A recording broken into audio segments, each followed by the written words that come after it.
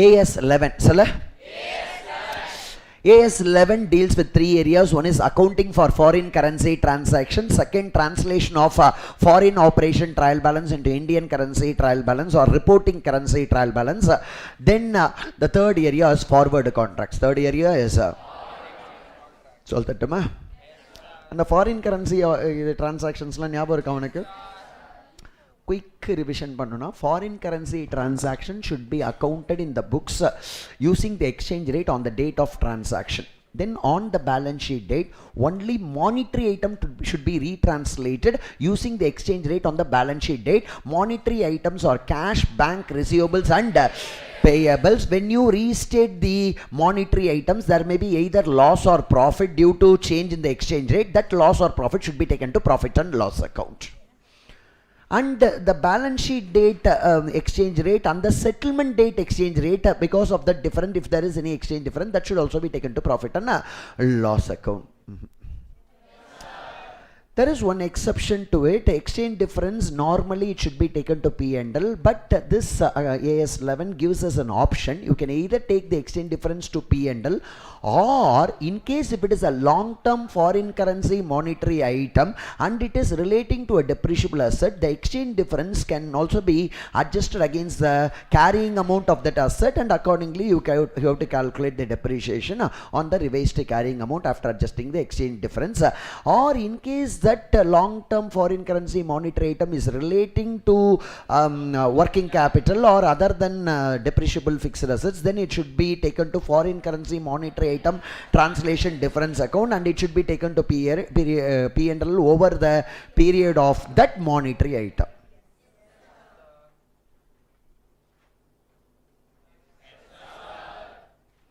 Foreign operations, கவனிங்க எல்லாரும்.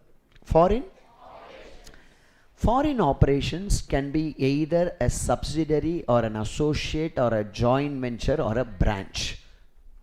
தலையை கீழே குனிஞ்சல்னா நான் யார்கிட்ட சொல்லி கொடுக்கறது? திருப்பின்னு இருக்காத டை, என்ன இப்போ பண்ணுற? நோட்டை முடு, எல்லோரும் நோட்டை முடு, கவனிங்க.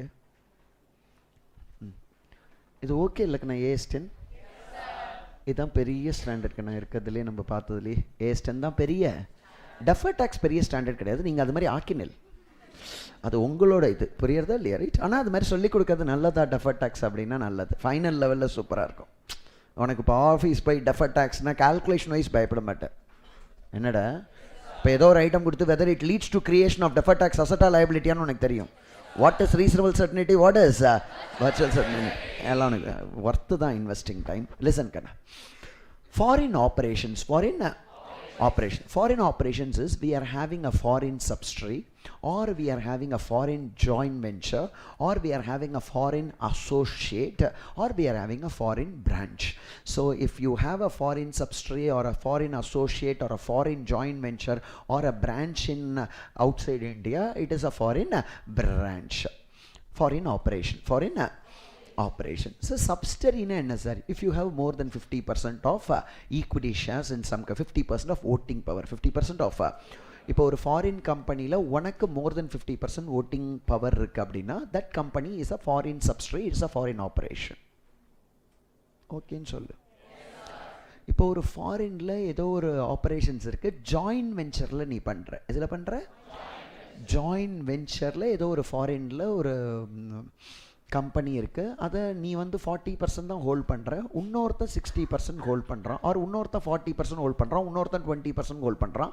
நீங்கள் அதை ஜாயிண்ட் ஒரு அரேஞ்ச்மெண்ட் பண்ணி கண்ட்ரோல் பண்ணி அந்த பிஸ்னஸை ரன் பண்ணுறீங்க. That is a joint venture. That is உனக்கு அப்சல்யூட் கண்ட்ரோல் ஒரு கம்பெனி மேலே இருந்ததுன்னா that company is a subsidiary. You are not having absolute control, but you are having control along with some other person. That is a joint control, which is a joint venture. நீ எந்த முடிவும் ஒரு கம்பெனிக்கு எடுக்கலாம் அப்படின்னா that company is your subsidiary. இல்லை நானும் இன்னொருத்தரும் சேர்ந்து தான் அதை முடிவெடுக்க முடியும், நான் தன்னிச்சையாக எடுக்க முடியாது அப்படின்னா எக்ஸலன்ட். இன்னொன்று வந்து அசோசியேட். என்னக்குன்னா அப்படின்னா I am not controlling the company, I cannot take decisions, but I can influence the decisions taken by the parties who are controlling the company. I can influence. அதுதான் அசோசியேட். அதான் என்னது? ரொம்ப அழகாக சொல்லணும்னா, சில ஃபேமிலிஸில் வந்து பார்த்தோம் அப்படின்னா அப்பாவே டிசிஷன்லாம் எடுப்பார். அம்மா எதுவுமே கன்சல்ட்டே கூட பண்ண மாட்டா. யார்கிட்ட? அம்மா கிட்ட. ஐடியா புரியாது. சில ஃபேமிலிஸில், இந்தியன் ஃபேமிலியில் அப்பா சொல்கிறது வேத வாக்கு. செகண்ட் கொஸ்டின் எதுவுமே நீ கேட்கக்கூடாது, நீ வாட்டுக்கு போயிட்டே இருக்கணும் அப்பா சொல்கிறத வச்சு. கரெக்ட்? அப்படின்னா அப்பா is having absolute control over the family அப்படின்னு அர்த்தம். He is taking the day to day decisions எல்லாமே ஆப்சல்யூட் கண்ட்ரோல் யார் வச்சுருக்கா? அப்பா வச்சுருக்கா அப்படின்னு அர்த்தம். சில ஃபேமிலியில் எப்படி இருக்கும் அப்படின்னா அம்மா அப்பா ரெண்டு பேரும் ஜாயின்ட் கண்ட்ரோல் இருக்கும். ஓகேவா? எதனா ஒரு முக்கியமான முடிவு எடுக்கணும் அப்படின்னா ரெண்டு பேரும் சேர்ந்து, இப்போ ஒருத்தர் நோ சொன்னாலும் இன்னொருத்தர் அந்த டிசிஷன் எடுக்க மாட்டா. அதான் ஜாயின்ட் கண்ட்ரோல். இப்போ அம்மா நோன்னு சொன்னால் கூட அப்பா டிசிஷன் எடுக்கிறான்னா அப்சல்யூட் கண்ட்ரோல். இல்லை, உனக்கு வாட் இஸ் அப்சல்யூட் கண்ட்ரோல் அப்படின்னு சொல்லித்தரேன். புரியுதா? இப்போ உங்கள் அம்மா நோன்னு சொல்கிறா, அப்பா எடுக்கிறதா முடிவு, அம்மா நோலாம் ஒத்துக்க முடியாது அப்படின்னு சொன்னான்னா your father is having excellent. உங்கள் அப்பா தான் ஹோல்டிங் கம்பெனி, ஃபேமிலி தான் சப்சிடரி. ஐடியா புரியுறதா இல்லையா? So all decisions taken by father. Idea புரியுறதா? ஓகே. இன் சம் ஃபேமிலிஸ் அப்பாவும் அம்மாவும் சேர்ந்து டிசிஷன் எடுப்பா. அது என்ன கண்ட்ரோல்? Joint control. அது என்னது? Joint control. சில இதில் பார்த்தோம் அப்படின்னா, நிறுத்து, உனக்கு கண்ட்ரோல்லாம் கிடையாது. நீ என்ன பண்ணலான்னா உங்கள் அப்பா கிட்ட போய் ஏன்பா இப்படி பண்ணக்கூடாதா அப்படின்னு நீ சொல்லலாம். சில வீட்டில் உங்கள் அப்பா பேசிட்டு இருக்கும்போது நீ எதுவும் பேசினா, பெரியவங்க பேசும்போது வர உள்ள வெளில அப்படின்னா உனக்கு சிக்னிஃபிகண்ட் இன்ஃப்ளூயன்ஸ் கூட கிடையாது. பெரியவங்க பேசும்போது significant influence, not even associate. என்னது? அப்போ நான் யார் சார்? இன்வெஸ்டார். என்னது? அந்த வீட்டில் பிறந்த ஒரு ஜீவன், அவ்வளோதான். நீ வேற எதுக்குமே உனக்கு ரைட்டு கிடையாது. புரியல உனக்கு? சார் எங்கள் வீட்டில் நான் தான் சார் முடிவு எடுப்பேன், அப்சல்யூட் கண்ட்ரோல். சார் இன்னொருத்தரை கேட்டு எடுப்பேன், ஜாயின்ட் கண்ட்ரோல். சார் எங்கள் வீட்டில் நான் முடிவுலாம் எடுக்க முடியாது, அவங்க பேசும்போது சும்மா போய் நான் எதனா சஜஷன் கொடுக்கலாம், சிக்னிஃபிகண்ட் இன்ஃப்ளூயன்ஸ். சார் நான் போகவே முடியாது, மியர் இன்வெஸ்டார். மியர் இன்வெஸ்டார். நான் பக்கத்தில் கூட போக முடியாது. அவங்க எடுக்கிற டிசிஷனில் எதுவும் பெனிஃபிட் இருந்தால் எனக்கு சாப்பாடு கிடைக்கும், இல்லை நஷ்டமாகும். நான் ஒரு இன்வெஸ்டார். வெரி குட், நீ ஒரு இன்வெஸ்டார், அவ்வளோதான். உனக்கு எதுவும் கிடையாது. கிளியர்? அது மாதிரி கவனி, you have invested in one company. கவனிங்க, இப்போ subsidiary, associate, joint venture, investor, mere investor. இப்போ ஒரு கம்பெனியில் நீ இன்வெஸ்ட் பண்ணியிருக்க. Because of that investment you got absolute control over that company. You can take all decisions for the company without consulting any other person. So that company becomes a subsidiary. புரியல உனக்கு? நீ ஒரு கம்பெனியில் shares வாங்கியிருக்க. உன்னோட shares வாங்கினதுனால அந்த கம்பெனியோட கண்ட்ரோலே உன் கைக்கு வந்துடுது. ஏன்னா மோர் தென் 50% ஷேர்ஸ் வாங்கியிருக்க. அப்போ நீ யாரையும் கேட்டு டிசிஷன் எடுக்கணும்னு அவசியம் இல்லை, நீயே தன்னிச்சையாக டிசிஷன் எடுக்கலாம். That company becomes your. சில கம்பெனியில் you are having shares, you are having control but not absolute control. You another investor is also having control. You both are jointly controlling that entity. Then it is a joint control. He cannot take absolute decisions, he cannot take decision on you cannot take decisions on you have to consult with other person to take the decision. நீங்க ரெண்டு பேருமே ஓகேனா தான் decision எடுக்க முடியும். அதான் என்ன control. அது மாதிரி ஒரு ஃபாரின் ஆபரேஷன்ஸ் இருக்கலாம், அதான் joint venture. A foreign operation which is a joint venture or associate. You are having investments in some foreign company. You are not having any control. You cannot take any financial or operating decisions for the company, but you can influence. You can give some suggestions. என்ன பண்ணலாம்? Suggestions, influence. அந்த significant influence எப்படி இருக்குன்றது தெரியணும். எப்படி sir நான் எனக்கு தெரியும் அதுக்கு இருக்கா, இவன் இன்ஃப்ளூயன்ஸ் பண்ண முடியுமான்னு? அதுக்கு நம்ம அக்கௌண்டிங் ஸ்டாண்டர்ட்ஸ் என்ன சொல்கிறதுனா 20% ஆர் மோர் ஷேர்ஸ் வச்சுருக்கானான்னு பாருன்றது. எவ்வளோ அப்படின்னா we can presume that he is having a significant influence. He is having a அவங்க 20%க்கு மேலே வச்சிருக்கானாலே we can assume, but there is an evidence that he is not having significant influence, then he is not having significant influence. லேட்டரா final வரும்போது சூப்பராக இதெல்லாம் சொல்லித்தரேன்.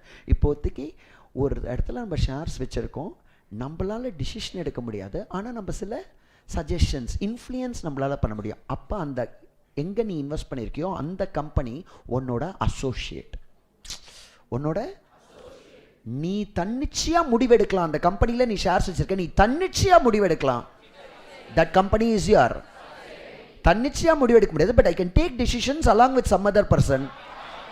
I cannot take any decisions, but I can influence a decision. That company is your. I cannot control, I cannot. It is just a mere investment. You are just an investor. You are just a. அப்படின்னா that is not your foreign operation. That is not your. உன்னோட foreign ஆப்ரேஷனாக இருக்குன்னா ஒன்னால் ஏதோ ஒன்றாவது இன்ஃப்ளூயன்ஸாவது பண்ணும், கண்ட்ரோலாவது பண்ணணும். இப்போ for example நான் வந்து ஜென்ரல் எலக்ட்ரிக்னு ஒரு யூஎஸ் கம்பெனியில் ஒரே ஒரு ஷேர் வாங்கி வச்சுருக்கேன். இப்போது அது என்னோடய ஃபாரின் ஆப்ரேஷன். சல்ல கட்டி கிடையாது, புரியல. நீ ஏதோ ஒரு ஃபாரின் கம்பெனியில் ஒரு ஷேர் வாங்கி வச்சுருக்க, அதை ஃபாரின் ஆப்ரேஷன்னு சொல்லுவிய. உன்னால் கண்ட்ரோல் பண்ண முடியுமா? சிக்னிஃபிகன்ட் இன்ஃப்ளூயன்ஸ் பண்ண முடியுமா? அந்த ஒரு ஷேருக்கு டிவிடெண்ட் வரும், கரெக்ட்? அதனால் சார் எனக்கு ஒரு ஃபாரின் ஆப்ரேஷன் இருக்குது. என்னடா வச்சுருக்கேன்? General electric. ஜென்ரல் எலக்ட்ரிக் வாங்கிட்டியால, ஒரு ஷேர் வாங்கியிருக்கோம். ஓ, ஒரு ஷேர் வாங்கின டேஷ் நீ அது ஃபாரின் ஆப்ரேஷனா உனக்கு? அது கிடையாது. புரியுறது உங்களுக்கு? Foreign operation should be either a subsidiary or a joint venture or branch. இப்போ நமக்கு இன்டர்மீடியேட் லெவலில் வெறும் பிரான்ச் இருக்குது. நீங்கள் ஃபைனல் வரும்போது ஒரு ஃபாரின் சப்ஸ்ட்ரியை எப்படி கன்வெர்ட் பண்ணி இந்தியன் ருபி கொண்டு வந்து நம்ம கன்சாலிடேட் பண்ணுவோம்னு சொல்லி கொடுப்பேன். ஐடியா போல ஒரு ஃபாரினில் இருக்க ஜாயின்ட் வெஞ்சரை எப்படி கன்வெர்ட் பண்ணி அதை இந்தியன் ருபி ட்ரையல் பேலன்ஸ் மாற்றி எப்படி நம்ம அக்கௌண்ட் பண்ணணும், ஒரு ஃபாரின் அசோசியேட்ஸை எப்படி நம்ம அக்கௌண்ட் பண்ணணும், அதெல்லாம் எங்கே இருக்குது?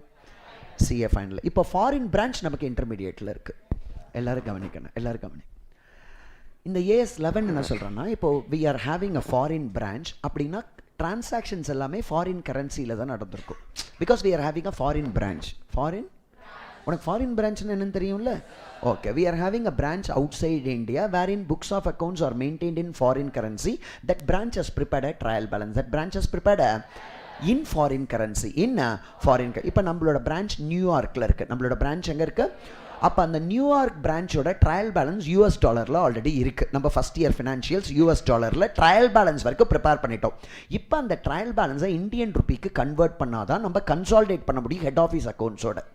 ஸோ அந்த நியூயார்க் பிரான்ச்சோட US டாலர் ட்ரையல் பேலன்ஸ், அதுதான் ஃபாரின் கரன்சி ட்ரையல் பேலன்ஸ். அதை என்ன ட்ரையல் பேலன்ஸாக நம்ம மாற்றணும்? அதுதான் ரிப்போர்ட்டிங் கரன்சி ட்ரையல் பேலன்ஸ். ஏன்னா நம்மளோட ரிப்போர்ட்டிங் கரன்சி இந்தியன் ருபி. நம்மளோட ரிப்போர்ட்டிங் கரன்சி அடுத்து இன்னும் ஒரே ஒரு தடவை, foreign currency US dollar, reporting currency Indian rupee. இப்போ அந்த ஃபாரின் கரன்சி ட்ரையல் பேலன்ஸை நம்ம இந்தியன் ருபி ட்ரையல் பேலன்ஸாக மாற்றிட்டோம் அப்படின்னா அதுக்கப்புறம் நம்ம ஈஸியாக ஃபைனல் அக்கௌண்ட்ஸ் போட்டுக்கலாம். எய்தர் செப்பரேட் இது final accounts or abridged consolidation or detailed consolidation. இந்த கன்வர்ஷன் ஃபாரின் கரன்சி ட்ரையல் பேலன்ஸை எப்படி இந்தியன் ருபி ட்ரையல் பேலன்ஸாக மாற்றுறதுன்றதை மட்டும் AS11 சொல்லியிருக்கான். How to translate foreign currency trial balance into Indian rupee trial balance. How to translate the foreign operations foreign currency trial balance into Indian rupee trial balance, so that we can proceed for final accounts and consolidate head office profits with branch profits. Clear or not clear? அதுக்கு அவன் என்ன பண்ணியிருக்கான்னா, foreign operations are classified into two types. One is integral foreign operation, another one is non-integral foreign operation. இப்போ சும்மா ஒரு 10 நிமிஷம் நான் பேசிக்கிறேன், சும்மா என்னோட சாட்டிஸ்ஃபேக்ஷனுக்கு, ஸோ தட் உனக்கும் நல்ல கிரிப் கிடைக்கும் படிக்கும்போது. இஃபோன்றது இன்டெக்ரல் ஃபாரின். அவன் என்ன நினைக்கிறான்னா, இந்த இன்டெக்ரல் ஃபாரின் ஆப்ரேஷன்னா என்ன சார்? இன்டெக்ரல் ஃபாரின் ஆப்ரேஷன்ஸ், நான் இன்டெக்ரல் ஃபாரின் ஆப்ரேஷன் உங்களுக்கே முன்னாடி சொன்னேன், லேட்டராக எக்ஸ்பிளைன் பண்ணுறேன் நான். What is IFO, what is NIFO? இந்த இன்டெக்ரல் ஃபாரின் ஆப்ரேஷன்ஸ்ன்றது, that foreign operation is considered as an extension of the reporting enterprise. That foreign operation is considered as an extension of the reporting enterprise. That foreign operation is considered as integral part of reporting enterprise. Reporting enterprise is the head office. நம்ம இந்த இந்தியாவில் இருக்குது தெரியுமா, அந்த அதுதான் என்னது? Reporting enterprise. Reporting that foreign operation is considered as an integral part. என்னது integral? இப்போ for example, my daughter, I see her as an integral part of Saravanan.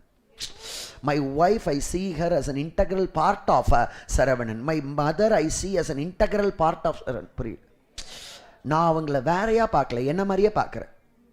புரியல உனக்கு? அதான் integral part. I see my students as integral part. அதான சொல்ல. Undoubtedly integral. நீ எவ்வளோ கஷ்டப்படுவேன் எனக்கு தெரியும். இப்போ நான் இப்போ சொல்லும் போதே ஏதோ சொல்கிறாரா இன்டெக்ரல், அவருக்கு புரிஞ்சது எனக்கு புரியவே இல்லை. இன்டெக்ரல் பார்ட் என்னது? புரிஞ்சிடும். இப்போ தான் அடித்தளம் போட்டிருக்கேன். இன்டெக்ரல், அதான் integral foreign operation, integral part. ஒருத்தங்க நமக்கு இன்டெக்ரல் அப்படின்னா அவங்க வேற நம்ம வேற இல்லைன்னு அர்த்தம். She is an integral part of me, she is just an extension of me அப்படிலாம் லவ் பண்ணும்போது சொல்லணும். You are just an extension. என்னது? You are just an whatever. Class final முடிஞ்சது, புரியுறதா இல்லையா? நீங்கள் தானே சொன்னீங்கன்னு எதனா பண்ண கொல்லப்படுவாய், தெரிஞ்சுக்கோ. ஓகேவா? You are an extension. சொல்லு, எக்ஸ்டென்ஷன். நாளைக்கு உன் ஹஸ்பண்ட் கிட்ட சொல்லும்போது I am just seeing you as my extension.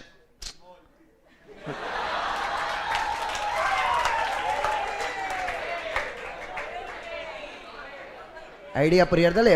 அப்படின்னா என்ன அர்த்தம்? எனக்கு ஒரு ஆபத்து அப்படின்னு இப்போ உனக்குன்னா என்னோடது மாதிரி நான் கன்சிடர் பண்ணுவேன். உனக்கு ஒரு துன்பம்னா புரியல. நான் என்று சொன்னாலே அதான் இன்டெக்ரல். அதான் என்னது?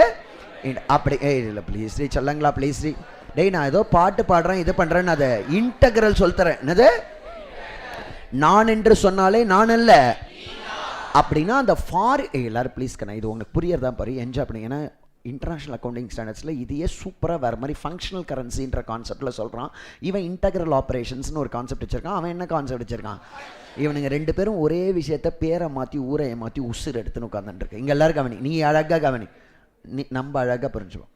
இந்த ஃபாரின் ஆப்ரேஷன்ஸ் இருக்கான்ல, அதை இந்த ரிப்போர்ட்டிங் என்டர்பிரைஸோட என்ன ஆப்ரேஷனாக பார்க்குறான்? Integral operation. அப்படின்னா என்ன சார் அர்த்தம்? அப்படின்னா இப்போ இந்த ஃபாரின் பிரான்ச் ஃபாரின் கரன்சியில் டிரான்சாக்ஷன் பண்ணியிருக்காங்களே, எல்லோரும் இந்த பாயிண்ட்டை பிடிச்சிக்கோ. ஃபாரின் பிரான்ச் ஃபாரின் கரன்சியில் டிரான்சாக்ஷன்ஸ் பண்ணியிருக்கானா, அது எல்லாமே இப்போ இந்த ஃபாரின் பிரான்ச் இல்லை அப்படின்னா ஹெட் ஆஃபீஸே டைரெக்டாக அந்த ஃபாரின் கரன்சி டிரான்சாக்ஷனை பண்ணியிருந்தான்னா நீ எப்படி இங்கே அக்கௌண்ட் பண்ணணும்னு ஃபஸ்ட்டு சிஸ்டமில் சொன்னேனே. How foreign currency transactions are accounted. புரியல உனக்கு? இப்போ இங்கே பாரு, ஹெட் ஆஃபீஸ் இங்கேருந்து கூட்ஸை ஃபாரின் பிரான்ச்சுக்கு அனுப்புகிறான். ஃபாரின் பிரான்ச் அதை அங்கே லோக்கலில் ஒரு கஸ்டமரை பிடிச்சி வித்துடுறான். ஹெட் ஆஃபீஸ் யாருக்கு அனுப்புகிறா?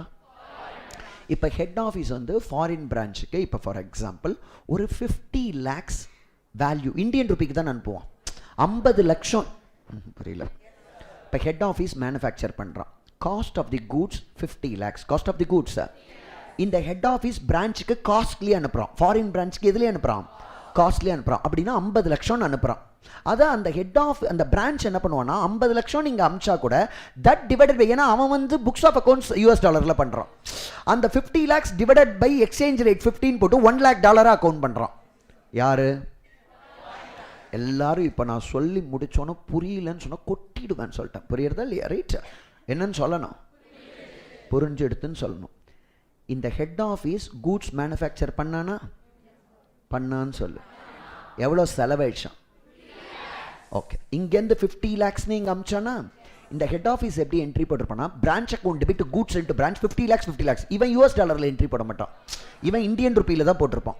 50 lakhsன்னு போட்டான். யாரு போட்டானா? அங்கே கூட்ஸ் போயிடுச்சா, நியூயார்க்குக்கு போயிடுதா, அந்த டேஷ் அந்த அக்கௌண்டன்ட் ஒருத்தர் இருப்பான், அவன் நியூயார்க் அக்கௌண்டன்ட்டு, அவன் வந்து goods received from head office to head ஆஃபீஸ்னு 50 lakhs போடுவானா, அதை US டாலராக கன்வெர்ட் பண்ணி. அப்போ 50 lakhs டிவைடட் பை அன்னைக்கு இருக்க exchange rate $1 is equal to 50. 50 divide பண்ணுவான், இல்லை மல்டிப்ளை பண்ணுவானா. இந்தியன் ருபி இன்ட்டு 15 போட்டு 2.5 கோடி US டாலர். ஏன் சார் நார்மலாக மல்டிப்ளை தானே பண்ணுவோம், ஏன் இப்போ டிவைட் பண்ணுறோன்னு கேட்குறேன். வீட்டில் போய் கதவை சாத்தின்னு பொறுமையாக கண்ணை முடின்னு யோசி. 50 lakhs divided by 50 $1 lakh account பண்ணுவான். Goods received from head office to head office எவ்வளோ டாலர் அக்கௌண்ட் பண்ணியிருக்கான்? 1 lakh. எல்லாரும் கவனி, நம்ம இங்கேருந்து 50 லட்சம் வேல்யூ அமிச்சோம், நம்ம 50 லட்சம் என்ட்ரி போட்டோம். அந்த டேஷ் $1 lakh, அந்த டேஷ்னா எந்த டேஷ்?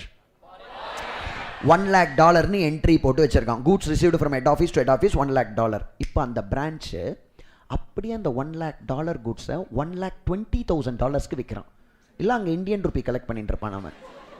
டே என்னடா நினைக்கிற? $1,20,000 விற்கிறான். கவனிங்க, அவன் விற்கும் போதும் எக்ஸ்சேஞ்ச் ரேட் ஒன்று டிஃபர் ஆகல, அதே 50ன்னு வச்சுப்போம். எக்ஸ்சேஞ்ச் ரேட் டிஃபர் ஆகல அதே. அப்போது அவன் வந்து $1,20,000 என்ட்ரி போட்டிருப்பான். $1,20,000 என்ட்ரி போட்டிருப்பான். Yes or no? இப்போது இங்கே கவனிக்கணும், எல்லாரும் அழகாக வச்சுக்கோ. இப்போ புரியலன்னு சொல்லிடாது. அமிச்சோமா எவ்வளோ அமிச்சோம்? அவன் எவ்வளோன்னு என்ட்ரி போட்டான்? 1 lakh என்ட்ரி. அவன் எவ்வளோ டாலருக்கு விற்றான்? எக்ஸலன்ட். $1,20,000 அவன் விற்றான். கரெக்ட். அவன் $1,20,000 அதை அக்கௌண்ட் பண்ணியிருப்பான். S or no? $1,20,000. ஓகே, அந்த $1,20,000 விற்கிற அன்னைக்கு எக்ஸ்சேஞ்ச் ரேட் 15 வச்சுட்டோம். நம்ம 16 வச்சுப்போம். அந்த 1,20,000 விற்கிற அன்னைக்கு எக்ஸ்சேஞ்ச் ரேட்டு சும்மா வச்சுக்கலாம். எக்ஸ்சேஞ்ச் ரேட் என்னன்னு வச்சுப்போம்? 60. இப்போ நம்ம என்ன பண்ணோம்னா, அப்போ அந்த $1,20,000 அவனோட சேல்ஸ் இருக்குல்ல, 1 lakh. இப்போ பிரான்ச் அந்த சேல்ஸை பண்ணியிருக்கான். கரெக்ட். இப்போ நீ எப்படி திங்க் பண்ண சொல்றான்னா, ஹெட் ஆஃபீஸே அந்த நியூயார்க் கஸ்டமருக்கு டைரக்டா, ஏன்னா பிரான்ச்சஸ் அன் இன்டெகிரல் பார்ட். நான் என்று சொன்னாலே நான் அல்ல பிரான்ச் தான். என்னடா இப்ப பிரான்ச் பண்ண சேல்ஸ் யாரோட சேல்ஸா ட்ரீட் பண்றான்? அப்ப ஹெட் ஆபீஸே டைரக்டா $1,20,000 எக்ஸ்போர்ட் இன்வாய்ஸ் ரைஸ் பண்ணியிருந்தா அதை எந்த ரேட்டை யூஸ் பண்ணி கன்வெர்ட் பண்ணுவான்? அது மாதிரி இன்டெகிரல் ஆபரேஷன்ஸ் எல்லாத்தையும் பண்ணணும். இதை ஹெட் ஆபீஸே பண்ணியிருந்தான்னா பிரான்ச் செய்த செலவெல்லாம் ஹெட் ஆபீஸ் செய்ததாக நினைக்க வேண்டும். பிரான்ச் பண்ண இன்கம் எல்லாம் ஹெட் ஆபீஸ் பண்ணதா. பிரான்ச் பர்ச்சேஸ் பண்ண அசெட் எல்லாம் ஹெட் ஆபீஸே டைரக்டா பர்ச்சேஸ். புரியறதாடா? ஸ்ருதி மிஸ் ஆயிடுச்சு. கச்சா முச்சான் மிஸ். உனக்கு பாட தெரியுன்ற ஆனமல்ல. டேய், நான் ஏதோ சொல்ல வரேன். இன்டெகிரல் ஒரு நிமிஷம். அப்படின்னா நீங்கள் என்ன சொல்கிறீங்க சார்? அப்போ நீங்களே டேரெக்டாக அந்த சேல்ஸை பண்ணியிருந்தா அந்த சேல்ஸ் டேட்டில் என்ன எக்ஸ்சேஞ்ச் ரேட்டோ அதான் போடுவீங்க. அதனால தான் இன்டெகிரல் ஆப்ரேஷன்ஸ்க்கு ஆல் ரெவென்யூ ஐட்டத்துக்கு actual rate, in case actual rate பண்ண முடியலன்னா ஆவரேஜ் ரேட்டுன்னு சொல்லி கொடுத்துருப்போம். எனக்கு ஆவரேஜ் ரேட் எடுத்து பண்ணணும்னு சொல்லியிருந்தேன். ஆக்சுவல் ரேட் தான் ஃபஸ்ட்டு ப்ரிஃபரன்ஸ். ஆக்சுவல் ரேட் தான். அப்படி ஆக்சுவல் ரேட் ஒன்றால் கண்டுபிடிக்க முடியல. ஏன்னா வால்யூம் ஆஃப் ட்ரான்சாக்ஷன் ரொம்ப அதிகம் இருக்குது. ஒரு நிமிஷத்துக்கு ரேட்டு மாறின்னு இருக்கும். ஐடியா புரியுறதா இல்லையா? அதனால் என்ன ரேட் எடுத்துக்கலாம்? Average rate. உனக்கு வந்து இன்டெகிரல் ஃபாரின் ஆப்ரேஷன்ஸ்க்கு கன்வர்ஷன் ரேட்ஸ் ஒன்றுத்தையாக மெமரைஸ் பண்ணுறதுக்கு சொல்லி கொடுத்தேன். இன்னொரு தடவை சொல்கிறேன். எனக்கு சூப்பராக உனக்கு ஞாபகம் இருக்குன்றது நல்லா எனக்கு ஞாபகம் இருக்குது. கவனி, இன்னொரு தடவை ஆரம்பிக்கலாமா? கவனி. இப்போ ஃபாரின் கரன்சி ட்ரையல் பேலன்ஸ் தெரியறதா? ஒரு ட்ரையல் பேலன்ஸில் ஓப்பனிங் ஸ்டாக் இருக்குமா? பர்ச்சேஸ் இருக்குமா? சேல்ஸ் இருக்குமா? டைரக்ட் எக்ஸ்பென்ஸ் இருக்குமா? இன்டைரக்ட் எக்ஸ்பென்ஸ் இருக்குமா? ஃபிக்ஸ்டு அசெட்ஸ் இருக்குமா? கரண்ட் அசெட்ஸ் இருக்குமா? கரண்ட் லயபிலிட்டிஸ் இருக்குமா? நான் கரண்ட் லயபிலிட்டிஸ் இருக்குமா? ஹெட் ஆஃபீஸ் அக்கௌண்ட்டும் இருக்கும். அதோட டேலி ஆகிடும். அது கிளியர். இப்போ அந்த ட்ரையல் பேலன்ஸில் ஓப்பனிங் ஸ்டாக் இருக்கா, அதுக்கப்புறம் பர்ச்சேஸ்லாம் இருக்குல்ல, ஆல் ரெவென்யூ ஐட்டம்ஸ். எனக்குன்னா ரெவென்யூ ஐட்டம்ஸ்ன்றது expense and income, either actual rate or average rate. Either actual rate or average rate. Opening stock opening rate. Opening ஸ்டாக்குக்கு ஒரு நாள் இதெல்லாம் உட்காந்து டப்பா அடிச்சோம் நம்ம. Opening stock opening rate, closing stock closing rate, revenue items average rate. கண்ணா fixed assets என்னது? Fixed asset exchange rate on the date of. ஏன்னா அந்த ஃபிக்ஸட் அசெட்ஸை ஹெட் ஆஃபீஸே வாங்கியிருந்தானா அந்த எக்ஸ்சேஞ்ச் ரேட்ல தானே போட்டிருப்பான். ஐடியா புரியுறதா இல்லையா? இப்போ எல்லாரும் கவனிக்கணும். எல்லாரும் கவனி. உனக்கு நார்மலா ஃபாரின் கரன்சி டிரான்சாக்ஷன் ஃபர்ஸ்ட் சொல்லி கொடுத்தேன்ல, சொல்லி கொடுத்தேன். பேலன்ஸ் ஷீட் டேட்ல எல்லா ஃபாரின் கரன்சி மாத்துவியா, மானிட்டரி ஐட்டம் மட்டும் மாத்துவியா? எக்ஸல். அப்போ மானிட்டரி ஐட்டம் மட்டும் க்ளோசிங் ரேட் யூஸ் பண்ணும். ஏன்னா ஃபாரின் கரன்சியில் பேலன்ஸ் ஷீட் டேட்டில் இருக்க கேஷ், பேங்க், ரிசீவபிள்ஸ் அது எல்லாத்துக்கும் என்ன ரேட்டு? அப்போ அதனால தான் அந்த ஃபாரின் கரன்சி ட்ரையல் பேலன்ஸில் இருக்க monetary item cash, bank, receivables and payables எல்லாமே என்ன ரேட்டை யூஸ் பண்ணோம்? Closing rate. Cash,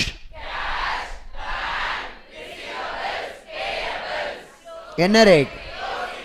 revenue items actual or opening stock, closing stock, fixed asset exchange rate on the date of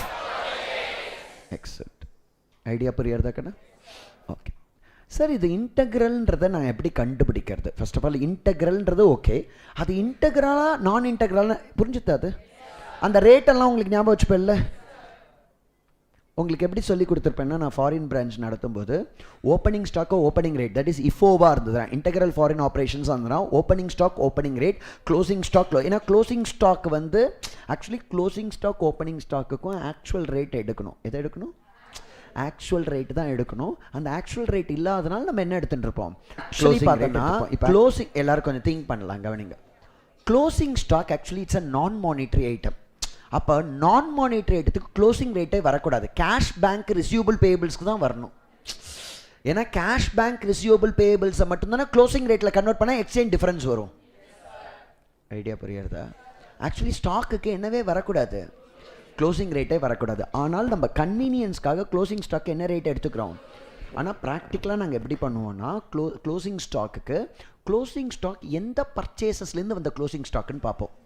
இப்போ 30th மார்ச்சோட பர்ச்சேஸ்லேருந்து வந்த closing ஸ்டாக்காக இருந்தால் அந்த 30th மார்ச்சோட எக்ஸ்சேஞ்ச் ரேட்டை தான் ஆக்சுவலி யூஸ் பண்ணுவோம். பட் நமக்கு அது கண்டுபிடிக்க முடியாது, நிறைய ஐட்டம்ஸ் இருக்கிறதுனால நம்ம கன்வீனியன்ஸ்க்காக க்ளோசிங் ரேட்டை எடுக்கிறோம். அந்த closing stock is a non monetary item. புரியல உனக்கு?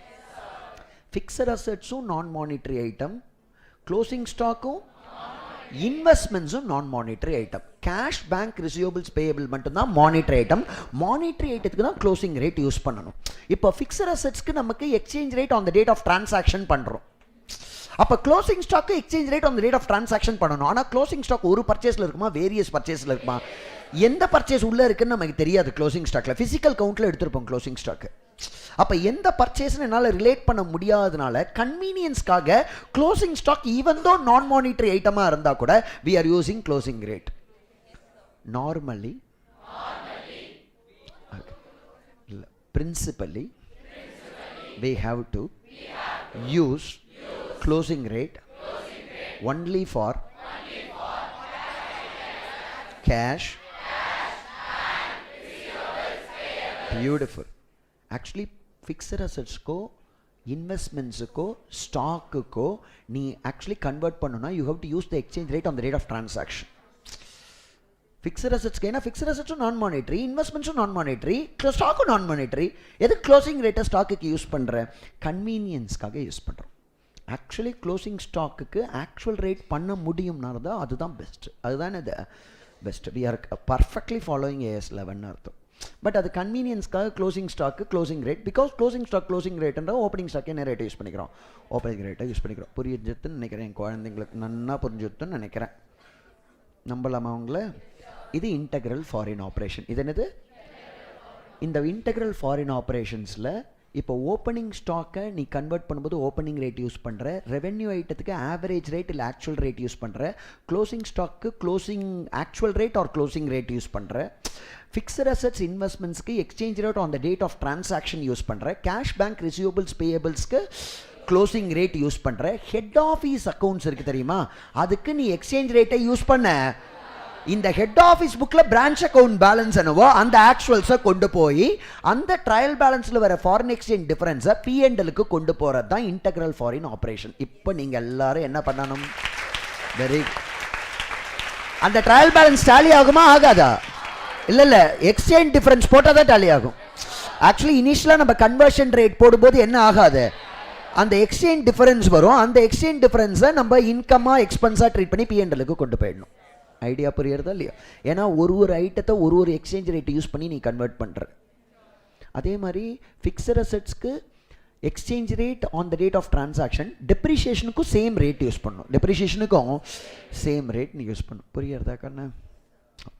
இதே non integral foreign operation, non integral foreign ஆப்ரேஷன்ஸாக இருந்தது அப்படின்னா opening stock opening rate, opening stock all revenue ஐட்டத்துக்கு actual rate or average rate, closing stock closing rate, fixed assets இன்வெஸ்ட்மெண்ட்ஸ்க்கும் closing rate, cash bank stock receivables பேயபிள்ஸ்க்கும் closing rate. Even fixed assets இன்வெஸ்ட்மெண்ட்ஸ்க்கும் நம்ம என்ன ரேட்டை use பண்ணணும்? If it is அ நான் integral foreign operation, அது மாதிரி நீ பண்ணும்போது அதுலேயும் எக்ஸ்சேஞ்ச் டிஃபரன்ஸ் வரும். அந்த எக்ஸ்சேஞ்ச் டிஃபரன்ஸை ஃபாரின் கரன்சி டிரான்ஸ்லேஷன் ரிசர்வ் அப்படின்னு நம்ம வைக்கணும். அதை பிஎன்எலுக்கு கொண்டு போக கூடாது. இப்போ எல்லாரும் கவனிக்கணும், எல்லாரும் ப்ளீஸ். இதுதான் நான் உனக்கு பிரான்ச் நடத்தும் போதே சொல்லி கொடுத்துறேன் இந்த பிரின்சிபலை. பட் இஃபோ லிஃபோவை எக்ஸ்பிளைன் பண்ணுறேன்னு சொன்னேன். இஃபோ and நிஃபோவை. Integral foreign operation, the foreign operation is considered as an integral part of head office, integral part of and all the foreign currency transactions of the foreign branch will be accounted as if head office has done all the transactions. That is integral foreign operations. புரியுறதா இல்லையா? இங்க எல்லாரும் கவனிக்கணும்.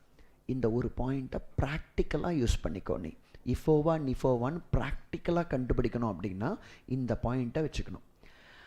அந்த foreign operations பண்ணுற cash கலெக்ஷன்ஸை இமீடியட்டாக head ஆஃபீஸ்க்கு remit பண்ணணும் அப்படின்னு அரேஞ்ச்மெண்ட் இருக்கான்னு பார்க்கணும். இமீடியட்டாக ஹெட் ஆஃபீஸ்க்கு ரெமிட் பண்ணணும்னு இந்த ஹெட் ஆஃபீஸ் இன்ஸ்ட்ரக்ட் பண்ணியிருக்கானா அப்படின்றத பார்க்கணும். எஸ் பண்ணியிருக்கான். ஃபாரின் ஆப்ரேஷன்ஸ் பண்ணுற ஃபாரின் கரன்சி சேல்ஸை அவனே பேங்க் அக்கௌண்ட்டில் வச்சுக்காம அதை இமீடியட்டாக என்ன பண்ணணும், எவ்ரி மந்த்தோ ஆர் சேல் நடந்தோ ஆர் எவ்ரி குவார்ட்டரோ என்ன பண்ணணும், அவன் ரெமிட் பண்ணணுன்ற ஒரு அரேஞ்ச்மெண்ட் ஹெட் ஆஃபீஸ் பிரான்ச்சில் இருந்ததுனாலே that branch is an integral foreign operation. அப்படின்னா அதோட அங்கே கலெக்ஷன்ஸ் வந்து it will affect our cash budget. ஏன்னா அங்கே கலெக்ட் பண்ணுறது இமீடியட்டாக இங்கே வரணும். அப்போ that exchange rate is very much relevant for us. அப்போ அங்கே இருக்கிற எக்ஸ்சேஞ்ச் ரேட் சேஞ்சஸை இமீடியட்டாக it has to be accounted. அதான் integral foreign operation. Integral foreign ஆப்ரேஷன்ஸில் என்ன சொல்கிறோன்னா, whether the cash flows of the head office will get affected because of the exchange rate fluctuation. Cash flows of the, இப்போ எல்லாரும் இங்கே கவனிக்கணும். அங்கே $1,20,000 sale பண்ணிட்டான். 1 lakh யார் சேல் பண்ணியிருக்கா? பிரான்ச். அவன் சேல் பண்ணும்போது எக்ஸ்சேஞ்ச் ரேட் 60 ரூபா. எக்ஸ்சேஞ்ச் ரேட்டை அவன் இன்னொரு 10 நாள் ஹோல்ட் பண்ணானா எக்ஸ்சேஞ்ச் ரேட்டு ஒரு 58 குறையறதுக்கு சான்ஸ் இருக்குது. ஸோ எக்ஸ்சேஞ்ச் ரேட் அதிகம் இருக்கும் போதே இமீடியட்டாக ரெமிட் பண்ணுன்னு அவங்ககிட்ட சொல்லுவேன். அப்போ என்னோட கேஷ் ஃப்ளோஸ் வந்து அந்த எக்ஸ்சேஞ்ச் ரேட்டை பொறுத்து இருக்குது. புரியல உனக்கு? என்னோட cash flows will get altered. ஏன்னா இப்போ அவன் அந்த $1 lakh அவனே வச்சு 1,20,000 அவனே வைக்கிறான்னு வச்சுக்கோ. இன்னொரு 10 நாளில் எக்ஸ்சேஞ்ச் ரேட் குறைஞ்சதுன்னா என்னோட cash flow will get affected. ஏன்னா நான் பட்ஜெட் பண்ணியிருப்பேன் அந்த பணம் எனக்கு வரும்னு ஏதோ ஒரு ஆவரேஜ் ரேட்டில்.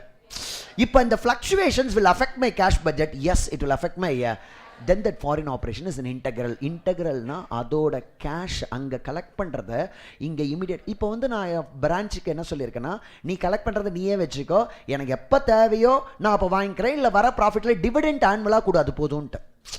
அப்போ அந்த ஃபாரின் கரன்சி கலெக்ஷன்ஸை நம்பி ஹெட் ஆஃபீஸ் இல்லை. அப்போ எக்ஸ்சேஞ்ச் ரேட் ஃப்ளக்சுவேஷன் ஆனாலும் it is not going to affect head office. So head office is considering that foreign cash flows as only an investment in foreign operation. So it is not depend on the day to day collections of the foreign brand. இப்போ ஒரு டே to day collections அவனோட கலெக்ஷன்ஸை நம்பி head office இருந்தது அப்படின்னா அந்த exchange rate changes will have an impact in head office cash flows. இப்போ head office அந்த cash ஃப்ளோவை நம்பி இல்லைன்னா அங்கே எவ்வளோ கலெக்ட் பண்ணாலும் அவன் தான் வச்சுக்க போகிறான். So on the exchange difference is not going to have an impact. Then it is a non-integral foreign operation. ஏதோ ட்ரை பண்ணுறேன், அட்லீஸ்ட் அதாவது புரியுறத. இப்போ உன் கையில் $1,00,000 இருக்கு. இப்போ அதை வந்து எனக்கு நீ அனுப்பணும்னு சொன்னா, மாதம் மாதம் என்ன கலெக்ஷன் இருக்கோ அனுப்புன்னு சொன்னா, அப்போ exchange rate will have an impact in my cash flow. ஏன்னா எக்ஸ்சேஞ்ச் ரேட்டை பொறுத்து தான் நீ அனுப்பும் போது எனக்கு கன்வெர்ட் ஆகும்ல. அது இப்போ நீ அனுப்புகிற டேட்டில் என்ன எக்ஸ்சேஞ்ச் ரேட்டோ அதுக்கேற்ற மாதிரி என் கேஷ் ஃப்ளோ மாறும். இப்போ நீ கலெக்ட் பண்ணுற ஃபாரின் கரன்சி இன்ஃப்ளோஸ்லாம் நீயே வச்சுக்கோன்னு நான் சொல்லிட்டேன். அதை வச்சு நீ அங்கே செலவு பண்ணிக்கோ, நீயே உன் பேங்க் அக்கௌண்ட் வச்சுக்கோ, எனக்கு எப்போ டிவிடெண்டாக கொடுக்கும்போது அப்போ கொடு நார்மலான்னு சொல்கிறேன். அப்போது அந்த ஃபாரின் கரன்சி கலெக்ஷன் இந்த எக்ஸ்சேஞ்ச் ரேட் சேஞ்ச் ஆகுது, எனக்கு ஒரு எந்த இம்பேக்டும் கிரியேட்டா அப்படின்னா தட் ஆப்ரேஷன் இஸ் அ நான் இன்டெக்ரல் ஃபாரின் ஆப்ரேஷன்ஸ். அப்போ அந்த நான் இன்டெக்ரல் ஃபாரின் ஆப்ரேஷன்ஸில் அந்த அவனோட கவனிங்க, ஃபாரின் பிரான்ச்சோட அசட்ஸ் லயபிலிட்டிஸை இஃபோவா இருந்தது அதுனா அந்த அசட் $1 lakh, லயபிலிட்டி $60,000. எல்லாரும் கவனிங்க, இது எல்லாத்தையுமே இன்டெக்ரல் ஃபாரின் ஆப்ரேஷனாக இருந்ததுன்னா ஹெட் ஆஃபீஸ் அவனோட அசட் $1 lakh பார்க்குறான், இதை இவனோட அசட்டா பார்க்குறான். அதனால இந்த கன்வர்ஷன் ரேட் யூஸ். ஐடியா புரியுறதா இல்லையா? இங்க இருக்கிற எல்லா அசட்டையுமே ஹெட் ஆஃபீஸ் இந்த அசட்லாம் வாங்கினானா என்ன இருந்திருக்கும், ஹெட் ஆஃபீஸ் இந்த லயபிலிட்டியை இன்கர் பண்ணியிருந்தானா எப்படி இருக்கும். அது என்னவா இருந்தா, இதே அது நிஃபோவா இருந்ததுன்னா அந்த அசெட் $1,00,000, லயபிலிட்டி $1,000. நிஃபோவா இருந்ததுன்னா ஹெட் ஆஃபீஸ் இந்த அசெட் லயபிலிட்டியை இன்வெஸ்ட்மெண்ட்ஸ் $40,000 பார்க்குறான். நிஃபோவா இருந்தா இன்வெஸ்ட்மெண்ட்டா பார்க்குறான், இஃபோவா இருந்தா அவனோட அசெட் லயபிலிட்டியா பார்க்குறான். இதுதான் கிரக்ஸ் ஆஃப் AS 11. அப்ப என்னோட இன்வெஸ்ட்மெண்ட்ஸா பார்த்தேன்னா இதோட வேல்யூ சேஞ்ச் நான் இன்வெஸ்ட்மெண்ட்ஸை விற்கும் போது தான் எனக்கு ரெலவெண்ட், இப்போ நாட் ரெலவெண்ட். இப்போ என்னோட ஃபாரின் பேங்க்ஸை நான் விற்கணும்னு நினைச்சாதான் என் இன்வெஸ்ட்மெண்ட்ஸை பார்ப்பேன். நான் அது வரைக்கும் என்னோட இன்வெஸ்ட்மெண்ட்ஸை நான் சேஞ்ச் பண்ணணும்னு அவசியம் கிடையாது. அப்போ இந்த இன்வெஸ்ட்மெண்ட்ஸ் $40,000 இருக்குல்ல, இதோட எக்ஸ்சேஞ்ச் ரேட் டிஃபரன்ஸை நான் P&L கொண்டு போவேனா இல்லை ஃபாரின் கரன்சி டிரான்ஸ்லேஷன் ரிசர்வ்க்கு வைப்பேனா? ஏன்னா அந்த இன்வெஸ்ட்மெண்ட்ஸோட ரீவேல்யூவேஷன் ப்ராஃபிட். ஐடியா புரியுறதா இல்லையா? That is a change in the value of investments. Change in the value of. The change in the value of investments will not be recognized immediately. It will be recognized only when the investments is sold. அதனால தான் non-integral foreign operationsல வர foreign currency translation reserve எப்போ P&L கொண்டு போனோம்னா when the investment is sold அப்படின்னு கொடுத்துருப்போம். இந்த foreign currency translation reserve அப்போ P&Lக்கே போகாதா சார்? போகும். எப்போ போகும்? இப்போ ஃபாரின் கம்பெனி சப்சிடரியா வச்சிருக்கல, அந்த சப்சிடரியில இருக்க ஷேர்ஸ் நீ வித்தனா அப்போ foreign currency translation reserve will be taken to profit and loss account till such time it will not be. Confuse பண்ணிட்டேன். அப்ப இதை இன்வெஸ்ட்மெண்ட்டா பார்க்குறேன் அப்படின்னா, அப்ப இன்வெஸ்ட்மெண்ட்டா இதை பார்க்குறேன்னா இது நான் மானிட்டரி ஐட்டம். அப்ப இந்த எல்லாத்தையும் க்ளோசிங் ரேட்ல கொண்டு வரேன். அதனால இது எல்லாத்தையும் க்ளோசிங் ரேட்டு கொண்டு வரேன் பார். ஃபிக்ஸட் அசெட் க்ளோசிங் ரேட்ல கொண்டு, ஏன்னா அது இன்வெஸ்ட்மெண்ட் தானே பார்க்குறேன். அப்போ இன்வெஸ்ட்மெண்ட் இஸ் a நான் மானிட்டரி ஐட்டம். இன்வெஸ்ட்மெண்ட்ஸை க்ளோசிங் ரேட்ல தான் வேல்யூ பண்ணணும். அப்போ அங்கே இருக்கிற அசெட் லைபிலிட்டி எல்லாத்தையும் எதில் கொண்டு வரேன்? க்ளோசிங் ரேட்டில் கொண்டு வரேன். எக்ஸப்ட் தி ரெவென்யூ ஐட்டம். எக்ஸப்ட் தி ரெவென்யூ ஐட்டம். ஐடியா புரிஞ்சுட்டு கஷ்டப்படுத்திடுறேன் குழந்தைங்கள. ஃபாரின் பிரான்ச்சோட அசெட் லைபிலிட்டியை நம்மளோட அசெட், நம்மளோட டெட்டார் இன் ஃபாரின் கரன்சி அப்படி பார்த்தோம்னா, அதனால தான் அதுக்கெல்லாம் க்ளோசிங் ரேட்டு, நம்மளோட ஃபிக்ஸட் அசெட், அதனால exchange rate on the rate of transaction. இதை இன்வெஸ்ட்மெண்ட்ஸாக பார்க்குற இந்த அசெட்ஸ் லைபிலிட்டியை அப்படின்னா நிஃபோ. ஏன்னா உன்னோட இன்டென்ஷன் இதெல்லாம் இப்போவே கேஷாக கன்வெர்ட் பண்ணணும்னு அவசியம் இல்லை. பட் இஃபோவாக இருந்ததுன்னா இந்த பணம் உனக்கு வரணும்னு நீ நினைக்கிற. Your cash flow is getting affected because of the assets and லைபிலிட்டிஸ்ன்னு நினைக்கிறேன். ட்ரை பண்ணுறேன்னா அப்படியே உனக்கு புரியலன்னா கூட இந்த எக்ஸ்சேஞ்ச் ரேட்டை வச்சு சம்ம போட தெரியணும். நிஃபோல எக்ஸ்சேஞ்ச் ரேட் டிஃபரன்ஸை ஃபாரின் கரன்சி, இஃபோல எக்ஸ்சேஞ்ச் டிஃபரன்ஸ். நல்லா அந்த எக்ஸ்சேஞ்ச் டிஃபரன்ஸை நல்லா மெமரைஸ் பண்ணிக்கோ. எனக்காக இன்னும் ஒரே ஒரு தடவை நம்ம மெமரைஸ் பண்ணிக்கலாமா? இப்போ ஃபாரின் கரன்சி ட்ரையல் பேலன்ஸ் தெரியறதா? இஃபோ என்ன? இப்போ என்ன கரன்சி ட்ரையல் பேலன்ஸ் தெரியறது? டாலி ஆகுதா டாலி ஆகலையா? Foreign currency trial balance tally ஆகுதா? ஆகும். Opening stock, purchases, beautiful, sales, direct expense, indirect expense, excellent. Fixed assets, depreciation, exchange rate on the rate of purchase of fixed assets, on the rate of purchase of fixed assets, closing stock, beautiful, beautiful. Cash, bank, debtors, bills receivable, creditors, bills payable, loan,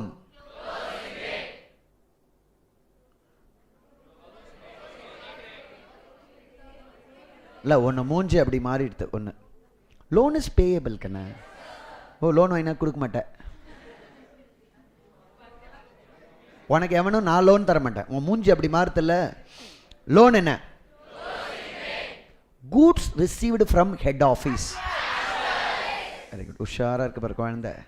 goods received from head office, beautiful. Head office account, ஏன்னா இங்கே இருக்கும் head office புக்ஸில் அந்த goods சென்டென்ட் இருக்கும், branch இருக்கும், அதை எடுத்து இங்கே போட்டுடணும். அதை எதுவும் கன்வெர்ட் பண்ணக்கூடாது. இப்போ நீ கன்வெர்ட்டட் ட்ரையல் பேலன்ஸ் வச்சிருக்கல்ல, இப்போ இத எக்ஸல், இப்போ இந்த டிஃபரன்ஸ் என்னன்னு போடுவ? அந்த ட்ரையல் பேலன்ஸ்ல P&L எல்லாம் போடக்கூடாது, எக்ஸ்சேஞ்ச் டிஃபரன்ஸ்னு போடணும். அது டெபிட்லயும் வரலாம், அதுக்கப்புறம் P&L போடும்போது அந்த எக்ஸ்சேஞ்ச் டிஃபரன்ஸ் P&L கொண்டு போயிடும்.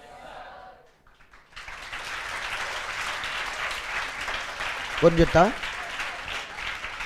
இப்போ foreign operation non integral. Foreign operation trial balance foreign கரன்சில தெரியாதா? டாலிடா நாட் டாலிடா? Beautiful. Opening stock, purchases, sales, direct expense, indirect expense, beautiful. Fixed assets, beautiful. Investments, beautiful. Closing stock, very good. Goods received from head office, cash, bank, debtors, creditors, bills receivable, bills payable, loans advanced, asset, loan borrowed, head office. Okay, இப்போ convert பண்ணிட்டேன். Trial balance டாலிடா not டாலிடா? Difference எப்படி வேணா வரலாம். Foreign currency and it should be taken to balance sheet under the head reserves and surplus. அதை வந்து அந்த இன்வெஸ்ட்மெண்ட்ஸோட ரீவேல்யூவேஷன் ரிசர்வா வச்சுக்கணும். அவ்வளோ புரிஞ்சுத்தாக்கண்ணா? இதுதான் part 2 in AS 11. Next part 3. எனக்குன்னா பார்ட் 3 ஒரு 10 நிமிஷம் மட்டும் எனக்காக பொறுமையாக இருக்கணும். பார்ட் 3 முடிச்சு எதையும் முடிச்சிடறோம் நம்ம. AS 11 10 முடிச்சோம், 11 முடிச்சிடணும். ஓகேமா? ரைட். ஒரே நிமிஷம் தண்ணி மட்டும் குடிச்சு.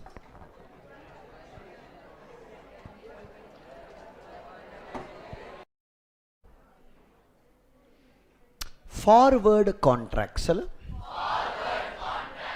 AS 11 doesn't deal with all forward contracts. It deals only with forward exchange contract. Forward exchange contract. A forward contract entered to buy and sell foreign currency. A forward contract entered to buy and sell foreign currency is forward exchange contract. A forward contract entered to purchase or sell foreign currency is forward exchange contract. Forward contract நீ எந்த ப்ராடக்ட்டில் வேணால் enter பண்ணலாம். Gold வாங்குறதுக்கு கூட ஒரு forward contract, copper வாங்குறதுக்கு ஒரு forward contract, வெண்டக்காய் வாங்குறதுக்கு ஒரு ஃபார்வர்ட் கான்ட்ராக்ட் கூட என்டர் பண்ணலாம். புரியுறதா இல்லை? நீ கிண்டலாக பார்க்குறேன், நான் ஏதோ ஜோக் பண்ணுறேன்.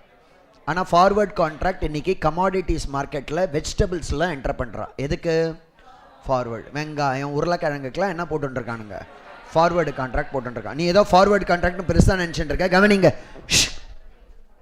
ஒரு ஃபார்வர்ட் கான்ட்ராக்ட் எக்ஸாம்பிள் சொல்லட்டுமா? எல்லாரும் கவனிக்கணும். நான் இப்போ ஒரு ஃபார்வர்டு கான்ட்ராக்டுக்கு எக்ஸாம்பிள் சொல்கிறேன், அதுக்கப்புறம் ஃபார்வர்டு எக்ஸ்சேஞ்ச் கான்ட்ராக்டுக்கு எக்ஸாம்பிள் சொல்கிறேன்.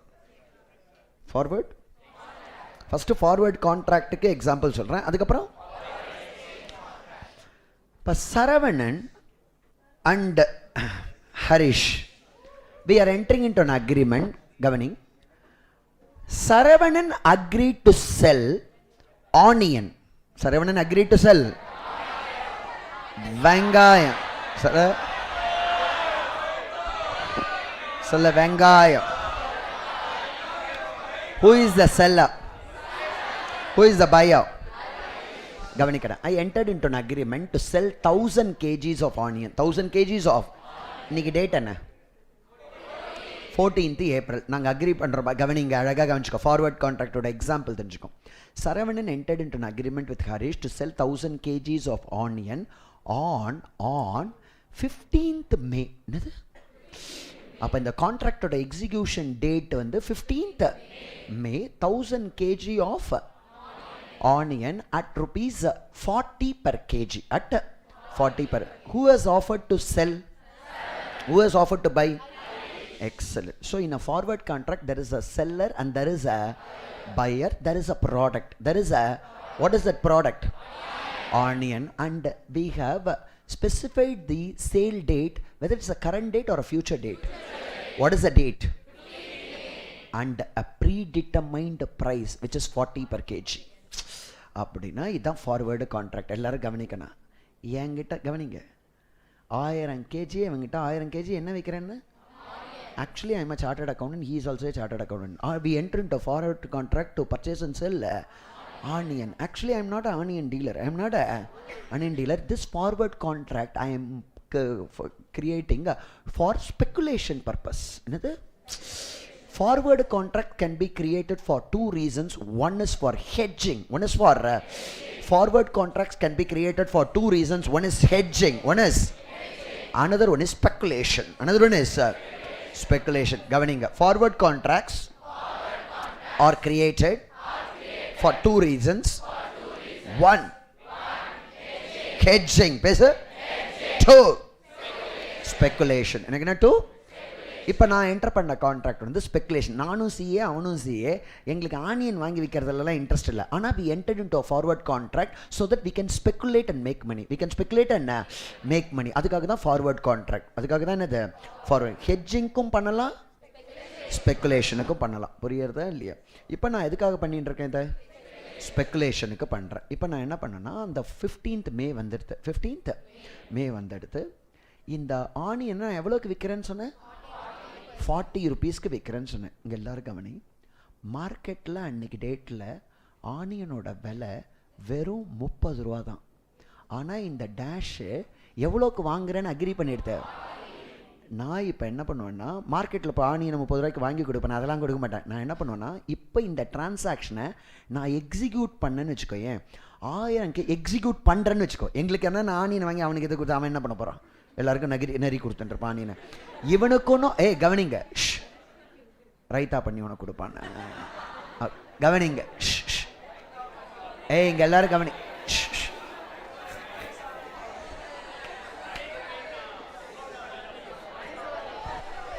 ப்ளீஸ் கண்ணா, தொந்தரவு பண்ணாது கண்ணா. ரொம்ப கஷ்டமான ஏரியா. உனக்கு ஆனியனை வச்சு ரீச் பண்ணுற கான்செப்ட். உனக்கு ஹெட்ஜிங்னா தெரியுமா? ஒன்றும் தெரியாது. உனக்கு ஹெட்ஜ்டு ஐட்டம்னா, ஹெட்ஜ்டு இன்ஸ்ட்ருமெண்ட் எதுவும் தெரியாது. எல்லாம் ஒன்று ஒன்றா வர. அழகாக கவனி. ஒரு பெரிய ஏரியாவை அழகாக சிம்பிளாக சொல்லிக் கொடுக்கணும்னு ஆசைப்பட்றேன்.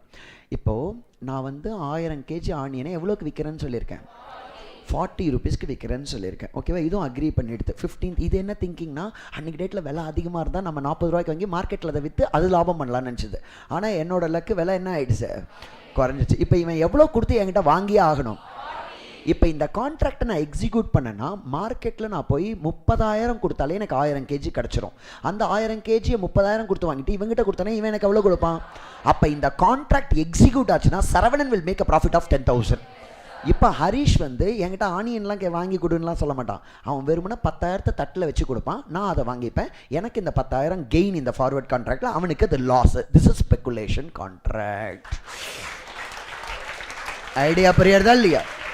இந்த கான்ட்ராக்ட் எக்ஸிக்யூட் ஆச்சுன்னா யாருக்கு லாபம், யாருக்கு நஷ்டம்? a contract which is settled not by actual delivery of shares or scrips or stocks.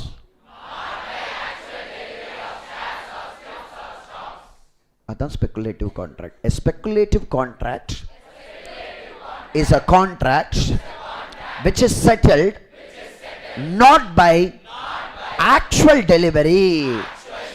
அப்படின்னா நான் இப்போ ஆனியனை வாங்கி இவங்ககிட்ட கொடுத்துருந்தேன்னா, it is a mere forward contract. It is not entered for speculation. நான் இப்போ இவங்ககிட்ட ஒரு ஜென்யூனாக ஃபியூச்சரில் ஆனியனை வாங்கி விற்கிறோம். அது நார்மல் கான்ட்ராக்ட். Normal contract. புரியல? இப்போ நான் வந்து எனக்கு ஆனியன் வாங்கி விற்கணும்னு எனக்கு ஆசையாக இவங்ககிட்ட கிடையாது. நான் லாபம் பண்ணலாம். அந்த ஆனியன் விலை ஏறும்ல மார்க்கெட்டில். இதே மாதிரி கோல்டை பண்ணுவா ஃபார்வர்ட் கான்ட்ராக்டில். அன்றைக்கி டேட்டில் கோல்டு விலை அதிகமாக இருந்தால் இதே இப்போ பாரு. இப்போ நான் 1000 கிலோ ஆனியன் அவனுக்கு விற்கிறேன்னு சொல்லியிருந்தேன். எவ்வளோ அவன் ப்ரைஸ் அக்ரி பண்ணான்? பட் இவன் மைண்ட் என்னென்னா அதோட விலை அதிகமாக இருக்கும்னு நினச்சிட்டான். ஆனால் என்ன ஆயிடுச்சு? இப்போ இது மாதிரி சிச்சுவேஷன் வச்சுப்போம். 1000 kg நான் அவனுக்கு விற்கிறேன்னு சொல்லியிருக்கேன். 40 ரூபான்னு சொல்லி அவன் அக்ரி பண்ணிட்டான். நான் 40 ரூபாய்க்கு வாங்கிக்கிறேன். ஆன் 15th மே அந்த ஃபார்வர்ட் டேட் கரெக்டாக அன்றைக்கி வந்தோன்னே ஆனியன் பர் கேஜி 60 இருக்குது. எவ்வளோ இருக்குது? 60 இருக்குது. இப்போது who will be benefited if contract is executed? Now he is having a right to buy at 40 rupees. அப்போ நான் மார்க்கெட்டில் 60 ரூபா ஒரு கேஜி 60,000 கொடுத்து நான் இந்த கான்ட்ராக்ட் ஆனியனை வாங்கி இவங்ககிட்ட கொடுத்தா இவன் எனக்கு எவ்வளோ கொடுப்பான்? 40,000. அப்போ I will be losing, he will be gaining. இப்போ நான் தட்டில் எவ்வளோ வச்சு கொடுக்கணும்? வெத்தலை பாக்கோட 20,000 வச்சு கொடுக்கணும். யாருக்கு கொடுக்கணும்? Harishka. So he is gaining, I am losing. Clear or not clear? This is a forward contract entered for speculation. Clear or not clear? Okay. இப்போ forward exchange contract வந்துருவோம். என்னது? Exchange contract. Forward exchange contract is nothing but a forward contract, but the asset is foreign currency. The product is foreign currency. Idea புரியுறதா இல்லையா? This forward exchange contract can be entered either for hedging or for speculation. Hedgingக்கும் பண்ணலாம். இப்போ for example நான் வந்து ஸ்பெக்குலேஷனுக்கு பண்ணுறேன். இப்போ இந்த onion மாதிரியே நான் என்ன சொல்கிறேன்னா, உனக்கு 15th மே நான் ஹரிஷ் கிட்ட சொல்கிறேன், 15th மே அன்னைக்கு $1000 நான் உனக்கு சேல் பண்ணுறேன். என்கிட்ட இருந்து $1000 உனக்கு தரேன். நீ எனக்கு வந்து $1 $60 நீ எனக்கு கொடுக்கணும்.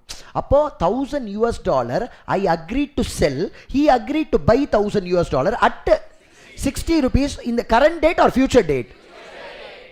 At a future price, predetermined price, stated price. எவ்வளோ இது ப்ரைஸு? அப்போ நான் $1000 $60 எக்ஸ்சேஞ்ச் ரேட் அதையும் ஃபிக்ஸ் பண்ணிட்டோம், ஃபார்வர்ட் ரேட்டையும் ஃபிக்ஸ் பண்ணிட்டோம். $60 எக்ஸ்சேஞ்ச் ரேட்டுன்னு இவனுக்கு நான் ஃபாரின் கரன்சியை வைக்க போகிறேன். Foreign he has agreed to buy foreign currency $1000 at 60 rupees. Agreement entered, signed. Okay ma'am. On that forward date வந்துடுது, அந்த ஸ்பெசிஃபிக் டேட்டில் $1 is 50. 50 நம்ம எவ்வளோ அக்ரி பண்ணியிருக்கோம்? எவ்வளோ தரேன்னு செல்ல கட்டி $60 தரேன்ட்டு. இப்போ மார்க்கெட்டில் நான் அந்த $50 வாங்கினேன் அப்படின்னா என்னோட கேஷ் அவுட் ஃப்ளோ வெறும் 50,000. அதை இவனுக்கு கொடுத்தனே, இவங்கிட்ட இருந்து இன்ஃப்ளோ. அப்போ இந்த கான்ட்ராக்டை நான் எக்ஸிக்யூட் பண்ணேன்னா சரவணன் வில் கெயின். இப்போ அவன் தட்டில் எனக்கு எவ்வளோ வச்சு கொடுக்கணும்? வச்சு கொடுத்தானே it's a speculative. This forward contract is entered for speculation purpose. இது கிளியராக எடுத்து. ஸோ ஃபார்வர்ட் கான்ட்ராக்ட் ஸ்பெகுலேஷனுக்கு என்டர் பண்ணலாம். Forward contract can also be entered for.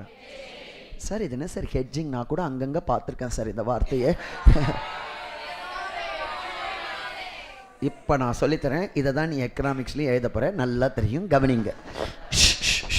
எல்லாரும் கவனிக்கணும். Hedging means mitigating risk. சொல்ல mitigating risk. Hedging அப்படின்னா I want to avoid certain risk. For that I enter into a contract. I want to avoid certain risk. அந்த ரிஸ்க்கை mitigate பண்ணுறதுக்காக நீ enter பண்ணுற contract தான் hedging contracts. எனக்குன்னா hedging contracts. இங்கே எல்லாரும் கவனிக்கணும், எல்லாரும் ப்ளீஸ் அழகாக புரிஞ்சுக்கணும், சூப்பராக புரிஞ்சுக்கணும். Saravanan is importing goods. Importing goods. என்னோட ஃபாரின் சப்ளையர் கிட்ட இருந்து நான் இம்போர்ட் பண்ணுறேன் கூட்ஸ். $100,000 இம்போர்ட் பண்ணியிருக்கேன். இன்றைக்கி என்ன தேதி? 14th April. எனக்கு வந்துடுது, பில்லு வந்துடுது. $100,000 இம்போர்ட் பண்ணிட்டேன். கூட்ஸும் எனக்கு வந்துடுது, கூட்ஸும் வந்துடுது. இப்போ இந்த $100,000க்கு என்னோட சப்ளையர் எனக்கு 3 months கிரெடிட் பீரியட் கொடுத்துருக்கான். என்ன கொடுத்துருக்கான்? 3 months. அப்போ நான் இதை உடனே கொடுத்துருவேன்னா 3 months வெயிட் பண்ணி தான் கொடுப்பேனா? இப்போ 3 months வெயிட் பண்ணுவேன். எல்லாரும் இங்கே கவனி. இப்போ நான் எவ்வளோ என் சப்ளையர் கொடுக்கணும்? எவ்வளோ கொடுக்கணும்? எவ்வளோ மாதம் கிரெடிட் பீரியட் கொடுத்துருக்கான்? 3 months credit period S given. Today $1 is equal to 60 rupees. $1 is equal to. Today if I settle this foreign currency liability, I have to pay 60 lakhs. I have to pay. But today I am going to settle or I am having a 3 months credit. அப்போ 3 மாதம் கழிச்சு தான் நான் settlement பண்ணணும். But 3 மாதம் கழிச்சு if this $1 becomes 70, becomes my liability will unnecessarily increase by 10 lakhs. Up I will be incurring a loss of 10 lakhs in case the exchange rate increases. In case exchange rate decreases, I will be gaining, but if it increases, I will lose. அப்போ இந்த அழகா கவனி, இந்த ப்ராடக்டை வாங்குறேன்ல, வாங்குற அன்னைக்கு எனக்கு exchange rate எவ்வளோ இருக்குது? இதை வச்சு தான் என் செல்லிங் ப்ரைஸை நான் ஃபிக்ஸ் பண்ணுவேன். இப்போ நான் என் செல்லிங் ப்ரைஸை இப்போ 60னா 60 லட்சம் இதோட liability, recorded liability. Recorded liability. இந்த கூட்ஸோட காஸ்ட்டும் நான் எவ்வளோன்னு வச்சுருக்கேன்? 16 வச்சு இதில் நான் ப்ராஃபிட் மார்ஜின் ஆட் பண்ணி ஒரு 65 லட்சத்துக்கு என் கஸ்டமருக்கு நான் வித்துட்டேன்னு வச்சுக்கோ. ஆனால் இந்த எக்ஸ்சேஞ்ச் ரேட் $70 ஆயிடுத்து அப்படின்னா நான் 5 லட்சம் லாபம்னு நினச்சது ஆக்சுவலி இந்த எக்ஸ்சேஞ்ச் ரேட்னால என்னோட பிஸ்னஸ் லாஸ் ஆகிடும். அப்போ this is a huge risk for a business person. Currency fluctuation. Yes sir, no புரிஞ்சிக்க முடியாதா? இதில் ஒரு ரிஸ்க் இருக்குன்னு தெரியறதா? இதை தான் நீங்கள் ஃபினான்ஸில் கரன்சி ரிஸ்க் அப்படின்னு சொல்லுவேன். இதே இந்தியன் ருப்பிலே வாங்கியிருந்தானே எனக்கு கரன்சி ரிஸ்க் இருக்க இங்கேயே லோக்கலில் அவங்ககிட்ட 60 லட்சத்துக்கு வாங்கியிருந்தேன்னா எனக்கு கரன்சி ரிஸ்க் இருக்கா இல்லையா? இப்போ ஃபாரின் கரன்சியில் வாங்கும்போது எனக்கு கரன்சி ரிஸ்க் இருக்குது. அப்படின்னா எல்லோரும் ப்ளீஸ் கண்ணா, $1,00,000 நான் இம்போர்ட் பண்ணியிருக்கேன் கூட்ஸு. $1,00,000 இன்ட்டு 60 ரூபி அன்றைக்கி எக்ஸ்சேஞ்ச் ரேட் இருக்குது. எனக்கு பயமாக இருக்குது. 3 months கழிச்சு தான் நான் கொடுக்க போகிறேன். இப்போவே கொடுத்தா என்னோடய ஒர்க்கிங் கேபிட்டல் எஃபெக்ட் ஆகும். ஃப்யூச்சரில் கொடுக்கணும் தான் எனக்கு ஆசை. ஆனால் ஃப்யூச்சரில் கொடுக்கணும்னு நான் நினைக்கும் போது இந்த $70 70 ஆயிடுத்துன்னா எனக்கு 10 லட்சம் நஷ்டமாயிடும். அப்போ there is a risk. There is a I want to mitigate this risk. I want to, mitigate means I want to avoid this risk. So what I am doing is, I am going to my banker. I am going to my banker. यार इटा पौरे ना. Banker, देखो इधर.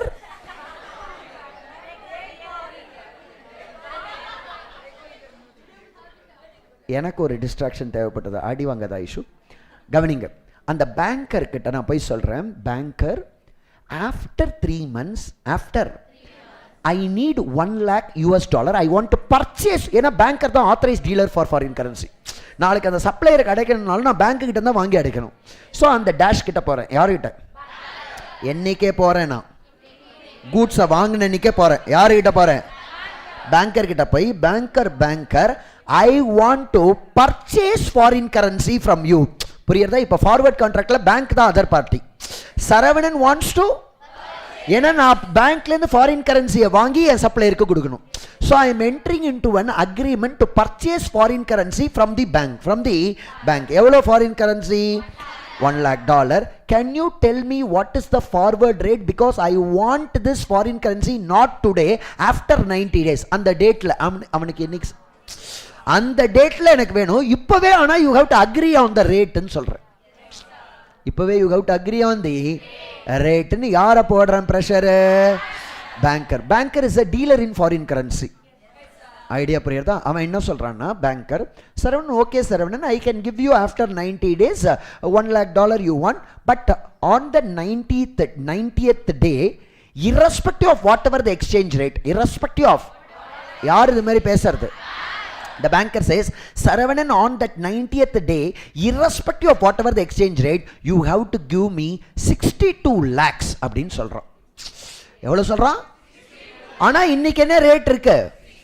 60 தான் இருக்கு. Bank என்னோட கஷ்டத்தை இது பண்ணுறான், கேபிட்டலைஸ் பண்ணுறான். புரியல உனக்கு? நீ தான் பயப்படுறிய, 2 லட்சம் எனக்கு தான் எக்ஸ்ட்ரா, நான் தரேன், உனக்கு கவலைப்படாதுன்றான். அப்படின்னா இப்போ எனக்கு 2 லட்சம் லாஸ் ஆக போகிறதுன்றது தெரிஞ்சிச்சு. பட் 8 லட்சம் லாஸை மினிமைஸ் பண்ணுறேன். ஏன்னா 70 ஆயிடுத்துன்னா எனக்கு அந்த பயம் இருக்கு. இப்போ எனக்கு கிளியராக இதுதான் லாஸ்ன்னு எனக்கு தெரியாது. இப்போ இந்த 62 லட்சத்தில் நான் என் கஸ்டமர்கிட்ட 65 லட்சம் வாங்கி 3 லட்சம் லாபம் பண்ணிடுவேன். புரியுறதா இல்லையா?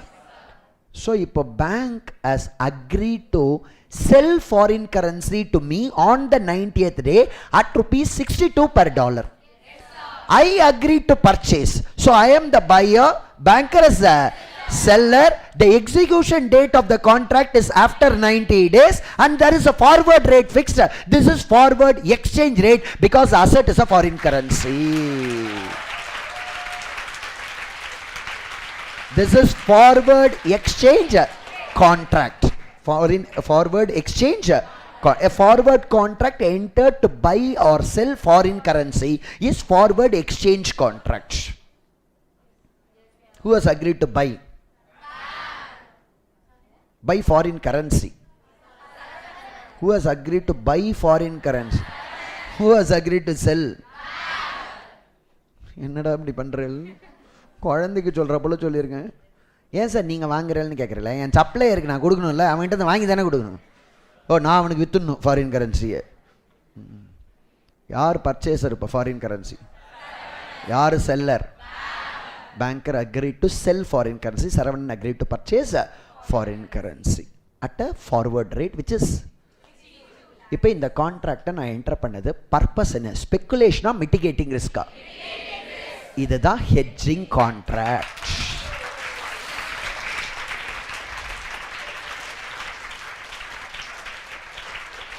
இந்த கான்ட்ராக்ட் தான் என்ன கான்ட்ராக்ட்? அந்த சப்ளையர் கிட்ட இம்போர்ட் பண்ண தெரியுமா? சப்ளையர் கிட்ட இந்த இம்போர்ட் டிரான்சாக்ஷனுக்காக தான் இந்த கான்ட்ராக்டை நான் என்டர் பண்றேன். அந்த import transaction is called as hedged item. எனக்குன்னா அதுதான் ஹெட்ஜ்டு ஐட்டம். இந்த கான்ட்ராக்ட் தான் ஹெட்ஜ்டு இன்ஸ்ட்ருமெண்ட். இந்த கான்ட்ராக்ட் தான் நாங்கள் இன்ஸ்ட்ருமெண்ட்னு சொல்லுவோம். புரியல? இதுதான் ஹெட்ஜ்டு, அது ஹெட்ஜ்டு. அந்த ரிஸ்கை நான் இந்த இன்ஸ்ட்ருமெண்ட் மூலமாக மிட்டிகேட் பண்ணுறேன். அந்த ஹெட்ஜ்டு ஐட்டம் இதான் ஹெட்ஜ்டு இன்ஸ்ட்ருமெண்ட்ஸ். கொஞ்சத்தை முன்னாடியே தெரியும் உனக்கு இதெல்லாம். இப்போ கிளாரிட்டி கிடைக்கிறதா? இப்போ கவனி. இப்போ அந்த 90th டே வந்துடுது. கதை சூடா இருக்கு பார், கவனிங்க அழகா. என்னைக்கு வந்துடுது? 90th டே வந்துடுது. ஆண்டவர் நம்ம பக்கம் தான் இருக்கார். எக்ஸ்சேஞ்ச் ரேட் 80 rupees ஆயிடுச்சு. நம்ம உடனே பேங்க் மூஞ்சில் போய் நாம எப்படி அலைஞ்சி எங்ககிட்ட 2 லட்சம் வாங்கிட. புரியல உனக்கு? எவ்வளோ வந்துட்டு? $1 = 80. ஆனால் நம்ம இப்போ பேங்க்குக்கு எவ்வளோ கொடுத்தா போதும்? 62 lakhs கொடுத்தா போதும். ஆனால் பேங்க் எவ்வளோ கொடுக்கணும் நமக்கு?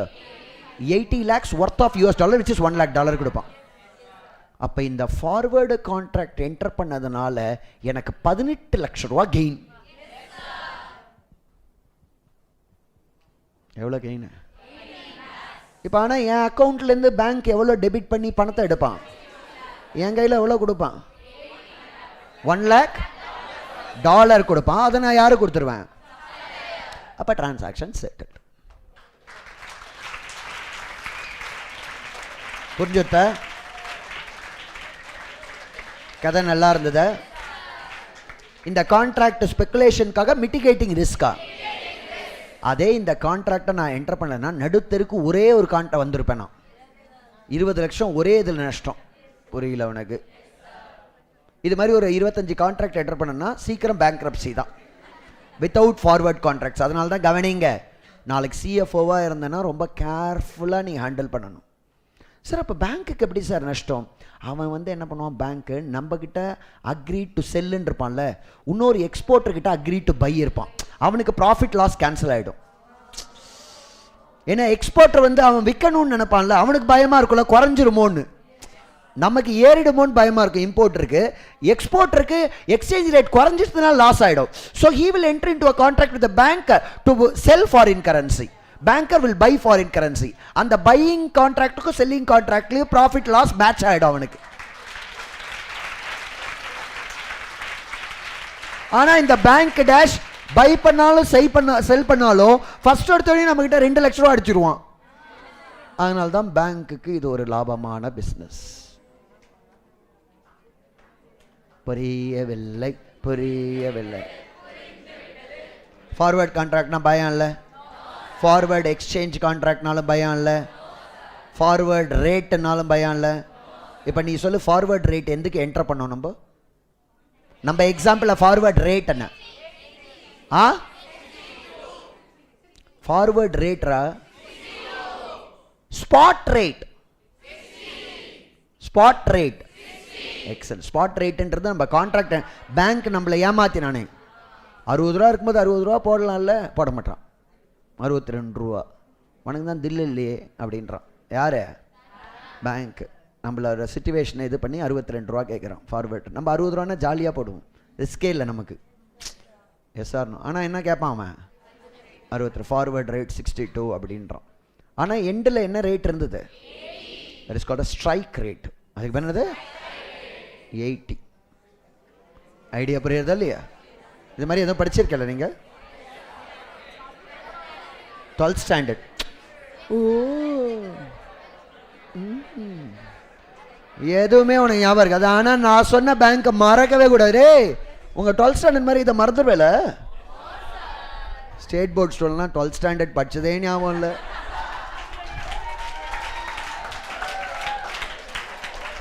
சிபிஎஸ்சியில் இதெல்லாம் வேறு படிச்சிருக்கல, ஃபார்வர்ட் கான்ட்ராக்ட்லாம். ஆனால் எதுவுமே உங்களுக்கு புரியாது, லாஜிக்கலாக தெரியாது. ஏதோ ஒன்று இருக்குது சார், அது மாதிரி ஃபார்வர்ட் கான்ட்ராக்ட்னு ஒன்று இருக்கு.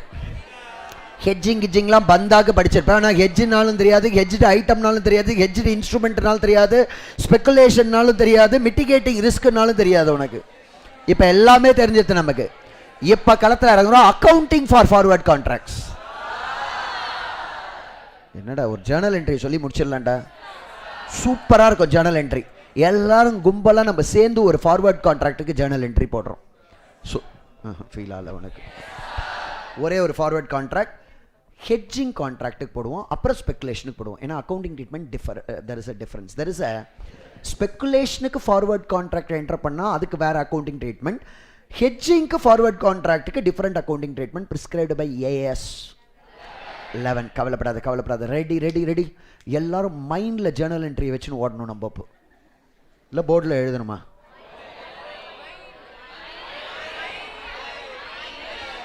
மைண்டா போர்டா? மைண்டா? அந்த லெவலுக்கு பெரியால. யாரெல்லாம் மைண்டு சொல்லு.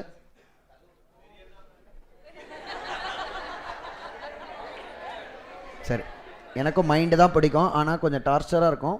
No problem. Okay, challenging. Okay, ready? Okay. கணம் ஆக்சுவலி மிட்டிகேட்டிங் ரிஸ்கா இல்லை? மிட்டிகேட்டிங் ரிஸ்க் தான்டா ஹெட்ஜிங். ஸ்பெக்குலேஷன் வேறடா. எதனா மாற்றி கீத்தி எழுதி விட்ற போகிற. இந்த ஆனியன் வாங்கி விற்றோமே, அது என்னது? Forward contract entered for speculation. இப்போ இந்த ஃபாரின் கரன்சி சூப்பராக சொன்னேன், பேங்க்குக்கு ஓடணுமே. பேங்க்கில் போய் ஸ்பெக்குலேஷனா? ஹெட்ஜிங். அது என்னக்கடா? ஹெட்ஜிங். எல்லாரும் கேட்கபடி. ரெடி? 1 2 3. என்ட்ரி 1 by 1 என்னன்னு கேட்பேன். திருப்பி ரீகலெக்ட் பண்ணால் கிடக்கடன்னு அழகாக சொல்லணும். ஓகேவா? ரைட். ஓகே, ஃபஸ்ட்டு இம்போர்ட் பண்ணுறோம். ஃபஸ்ட் என்ன பண்ணுறோம்? அப்போது purchase account debit to foreign creditor account. Goods வாங்கியிருக்கோண்டா. அன்றைக்கி டேட்டில் ஸ்பாட் ரேட் 60. அன்றைக்கி ரேட்டில் ஸ்பாட் ரேட்டு 60. அப்போது purchases account debit to foreign creditor 60 lakhs. கதை கிளியரா? எங்கே ஓடுறோம்? பேங்க்குக்கு ஓடுறோம். ஓகேவா? ரைட். இப்போ இது வந்து ஒரு 6 months கிரெடிட் பீரியட்னு வச்சுப்போம். அப்போ தான் நல்லாயிருக்கும். நடுவில் பேலன்ஸ் ஷீட் டேட் வர மாதிரிலாம் வச்சுப்போம். சார் நார்மலாக போட்டாலே நாங்கள் செத்துருவோம். நடுவில் பேலன்ஸ் ஷீட் வேறையா வருது? பேலன்ஸ் ஷீட்டும் வருது. ஓகேவா? ரைட். அது மாதிரி ஒரு பெரிய சம் டிராஃப்ட் பண்ணானா. ஓகேவா? அது மாதிரிலாம் கேட்க மாட்டேன். இருந்தாலும் உனக்கு அழகாக தெரிஞ்சுக்கோ. 10 நிமிஷம் நமக்கு தான் டைம். இது வேறு எக்ஸ்டெண்ட் பண்ணிருக்கானே, May 28 வரைக்கும் எக்ஸ்டெண்ட் பண்ணிருக்கான். இதை விட என்ன, இதெல்லாம் அழகாக சொல்லிக் கொடுக்கணும். ரெடி? டை சப் கரோ. என்ன என்ட்ரி? ஃபர்ஸ்ட் என்ட்ரி என்ன பண்ணுறோம்?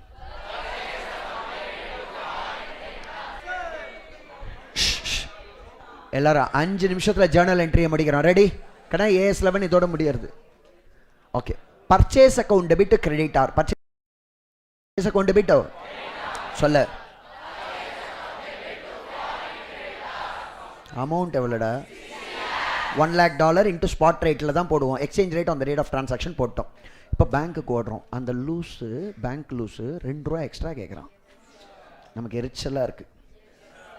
எவ்வளோ எக்ஸ்ட்ரா கேட்டான்? ஓகே, இப்போது கவனிங்க ஒரு நிமிஷம். இவன் என்ன சொல்கிறான்னா, AS 11 சரவணன், இந்த exchange difference on that is transactions, இந்த purchase to creditor, that transaction should be accounted separately. Forward contract transaction should be accounted. இது ரெண்டுத்தை மிக்ஸ் பண்ணாத, இதை தனியாக அக்கௌண்ட் பண்ணு. ஃபார்வர்ட் இது ஏன் தனியாக அக்கௌண்ட் பண்ணணும்? இந்த ஃபார்வர்ட் கான்ட்ராக்ட்னால என்ன லாபம் வரும்னு தெரியறதுக்காக. ஐடியா புரியறதா இல்லையா? ஸோ அதனால் இது தனி. இப்போ ஃபார்வர்ட் கான்ட்ராக்ட் என்டர் பண்ணலன்னா என்ன நஷ்டம் ஆயிருக்கும், அது இங்கே அக்கௌண்ட் பண்ணுவோம். இந்த ஃபார்வர்ட் கான்ட்ராக்ட் என்டர் பண்ணதுனால என்ன லாபம் வந்திருக்கும், அந்த லாபம் இந்த நஷ்டம் அட்ஜஸ்ட் ஆகி நமக்கு எதுவும் லாப நஷ்டம் இல்லாமல் இருக்குது. சும்மா இப்போதைக்கு புரியலனாலும் பரவாயில்ல. இந்த ஃபார்வர்ட் கான்ட்ராக்ட் என்டர் பண்ணலன்னா இந்த கிரெடிட்டாரை, ஏன்னா கிரெடிட்டார் வந்து பேயபிள் மானிட்டரி ஐட்டம், அதை ரீஸ்டேட் பண்ணிகிட்டே இருப்போம். இன்வென்ட்ரி நான் மானிட்டரி ஐட்டம், அதை ரீஸ்டேட் பண்ண மாட்டோம். இந்த கிரெடிட்டாரை ரீஸ்டேட் பண்ணும்போது லாப நஷ்டம் வந்து P&Lக்கு போகும். அதை தனியாக அக்கௌண்ட் பண்ணிக்கோ. இந்த ஃபார்வர்ட் கான்ட்ராக்ட் இல்லைன்னா அது எப்படி உனக்கு அக்கௌண்ட் பண்ணுவியோ அந்த லாஸை, அதை அக்கௌண்ட் பண்ணிக்கோ. இந்த ஃபார்வர்ட் கான்ட்ராக்டை தனியாக அக்கௌண்ட் பண்ணி கெயின் அக்கௌண்ட் பண்ணு. அப்போ இந்த கெயின் ஃபார்வர்ட் கான்ட்ராக்ட் போட்டதுனால வந்திருக்கு. போடலன்னா இது மாதிரி நடுத்தரில் நின்று இருப்பேன். ஸோ இந்த கெயினும் அந்த லாஸ் அட்ஜஸ்ட் ஆகி உனக்கு லாஸ் மிட்டிகேட் ஆகிருக்கு. அப்படி ஐடியா புரியறதா இல்லையா? அக்கௌண்டிங்கை செப்பரேட்டாக பண்ண சொல்கிறான். அக்கௌண்டிங்கை அப்படின்னா இந்த கிரெடிட்டாரை வந்து ஃபார்வர்ட் கான்ட்ராக்ட் இல்லாமல் இருந்தால் எப்படி பண்ணுமோ அதை பண்ணிக்கோ.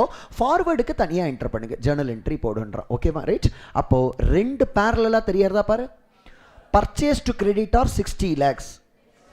ஓகேவா? ரைட். இப்போ நம்ம உடனே பேங்க்குக்கு போகிறோம். 62 லட்சம் ஃபார்வர்ட் கான்ட்ராக்டுக்கு அக்ரி பண்ணுறோம். ஓகே, அப்படின்னா பேங்க் வந்து லயபிலிட்டி நமக்கு ஃபியூச்சரில் 62 லட்சம் இருக்குது. பேங்க்குக்கு we must pay 62 lakhs. We are agreeing to it. அப்போ லயபிலிட்டியை ஃபிக்ஸ் பண்ணுறோம். நம்ம எவ்வளோக்கு? பேங்க்குக்கு 62 லட்சம் நம்ம கொடுக்கணுமா வேண்டாமா? Because we agreed to buy foreign currency and we are agreeing to 62 rupees rate. அப்போ எனக்கு ஃபியூச்சரில் இந்த ஃபாரின் கரன்சியை வாங்கிறதுக்கு பேங்க்லேருந்து நான் 62 லட்சம் பேங்க்கு கொடுக்கணும். அப்போது ஃபார்வர்ட் கான்ட்ராக்ட் என்டர் பண்ணோன்னே மை ஃபஸ்ட்டு என்ட்ரியில், என்னோடய ஃபஸ்ட்டு ஃபார்வர்ட் கான்ட்ராக்ட் என்ட்ரியில் ஃபார்வர்டு கான்ட்ராக்ட் பேயபிள் அக்கௌண்ட்டில் 62 lakhs போடணும். ஃபார்வர்டு கான்ட்ராக்ட் ஒரு லயபிலிட்டி அக்கௌண்ட்டை கிரியேட் பண்ணி கிரெடிட் பண்ணணும். எவ்வளோ பண்ணணும்? ஏன் சார் 62 lakhs கிரெடிட் பண்ணுறீங்க? ஏன்னா பேங்க்கில் நான் அந்த அக்ரிமெண்ட்டை கையெழுத்து போட்டோன்னே என்ன ஆகிடுது, நான் 90th டே அன்னைக்கு பேங்க்குக்கு எவ்வளோ கொடுக்கணும்? அப்போது எனக்கு future liability to pay banker 62 lakhs இருக்குது. So forward contract payable 62 lakhs. இப்போ இந்த ஃபார்வர்ட் கான்ட்ராக்ட் என்டர் பண்ணதுனால என்னோட லாஸ் எவ்வளோ? 2 lakhs. என்னோட இம்மீடியட் லாஸ் எவ்வளோ? ஏன்னா இன்னைக்கு எக்ஸ்சேஞ்ச் ரேட் 60 தான். இன்றைக்கே என் சப்ளையரை செட் பண்ணா 60ஓட முடிஞ்சிடும். இந்த லூஸ் கிட்ட போடுற அக்ரிமெண்ட்னால 2 லட்சம் எக்ஸ்ட்ரா. இந்த லூஸு அப்போ இந்த 2 லட்சம் லாஸ் மாதிரியே உனக்கு தெரியலையா? எனக்கு மட்டும்தான் தெரியறதா? கட்டாயம் இன்னைக்கு 60 ரூபா தானே. அப்போ எவ்வளோக்கு வாங்குறான் அவன் லயபிலிட்டி? அப்படின்னா இன்னைக்கு ஆக்சுவலி என்னோட இப்படி யோசிச்சு பாரு, இன்னைக்கு என் கிரெடிட்டாரை அடைச்சாலே 60 லட்சம் தான். இந்த கிரெடிட்டாரை அடைக்கிறதுக்காக நான் 62 லட்ச ரூபா லயபிலிட்டி அக்செப்ட் பண்ணிட்டு இருக்கேன். அப்போ இந்த 2 lakhs is also my loss. அப்போ இந்த லாஸை இப்போ ஃபார்வர்ட் கான்ட்ராக்ட் பேயபிள் கிரெடிட் எவ்வளோ போட்ட? 62. Premium account debit. ஏன்னா இந்த எக்ஸ்ட்ரா ப்ரீமியம் நான் ஒத்துக்கிறேன். ப்ரீமியம் அக்கௌண்ட் டெபிட் ஒரு லாஸ் அக்கௌண்ட் டெபிட்கண்ணா எவ்வளோ? அதுக்கப்புறம் forward contract receivable account debit 60 lakhs. ஏன்னா இன்னைக்கு டேட்டில் பார்த்தோன்னா எக்ஸ்சேஞ்ச் ரேட்டு எனக்கு அசர்ட்டுன்னு பார்த்தோன்னா 60 லட்சம் தான். இப்போ என் சப்ளையர் இன்றைக்கே இப்போ அந்த ஃபார்வர்ட் கான்ட்ராக்டை கையெழுத்து போடுறேன், என் சப்ளையர் அங்கேருந்து ஃபோன் பண்ணி எனக்கு உடனே வேணும்னு சொல்கிறான். என்னது? இப்போ நான் பேங்க்கில் இந்த ஃபார்வர்ட் கான்ட்ராக்ட் கேன்சல் பண்ணணுன்னா கூட நான் எவ்வளோ கொடுத்தாகணும்? ஏன்னா 62 லட்சம் கொடுக்குறேன்னு கையெழுத்து போட்டேன். அப்போ எனக்கு இந்த 2 லட்சம் நஷ்டம் ஆகிடும் இன்றைக்கி. அப்போ எனக்கு அசர்ட்னு பார்த்தா இன்றைக்கி இருக்க எக்ஸ்சேஞ்ச் ரேட் தான் எனக்கு அசர்ட். அப்போ forward contract receivable account 60 lakhs, premium account debit 2 lakhs, to forward contract payable 62 lakhs.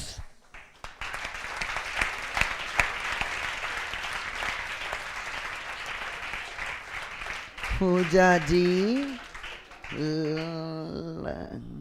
writing டே மைண்டா ரைட்டிங்கா? ஓகே. ஃபர்ஸ்ட் என்ட்ரி என்ன தெரியறது? எவ்வளோ? அப்புறம் இப்போ என்ன என்ட்ரி தெரியறது?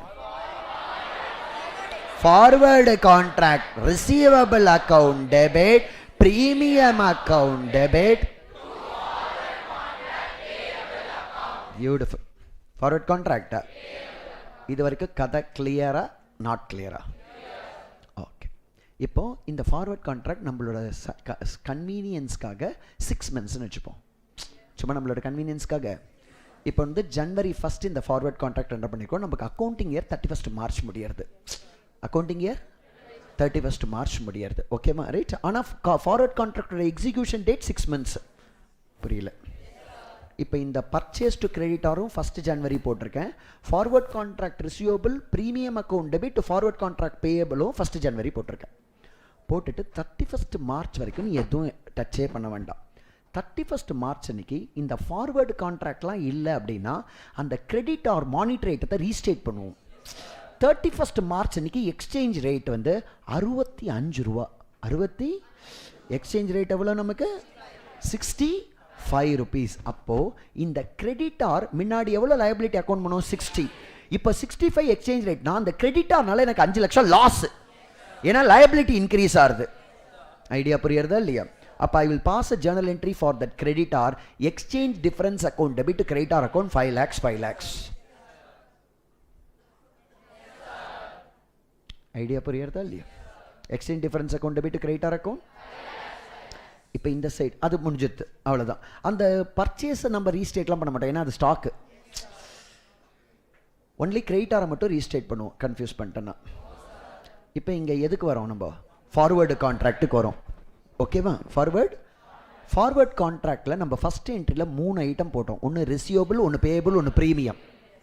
ஓகேவா? ரைட். இப்போது அந்த பேயபிள் 62 லட்சம் போட்டோம்ல, அந்த பேயபிள் 62 லட்சம் திங்க் பண்ணி சொல்லு. இப்போ 31 மார்ச் அன்னைக்கு நம்மளோட அவுட்ஃப்ளோ வந்து மாறி இருக்கா, இல்லை irrespective exchange rate V have to give 62?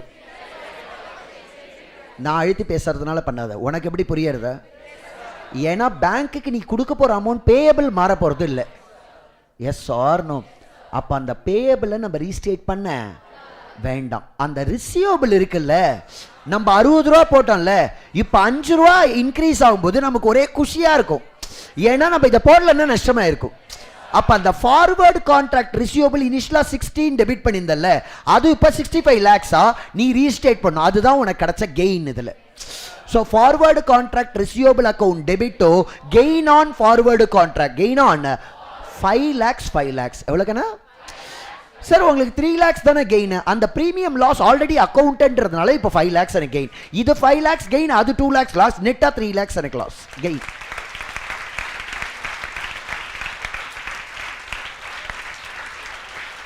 புரியுது? இந்த ஃபாஸ்ட்டாக கை தட்டுறது சீக்கிரம் வீட்டுக்கு விடணும்னா, இல்லை நல்லா புரிஞ்சதுன்னா போத்தா புரிஞ்சிருது. பரவாயில்ல, இது மாதிரி ஃபர்ஸ்ட்லேருந்தே நீ பண்ணனா சீக்கிரம் முடிச்சிடும் நான் கிளாஸ். சூப்பர் கண்ணா. அப்போ நீங்கள் என்ன purchase to credit R 60 lakhs, exchange difference to credit R 5 lakhs, அது தனி அக்கௌண்டிங். இங்கே forward contract receivable 60, premium 2 lakhs, forward contract payable 62.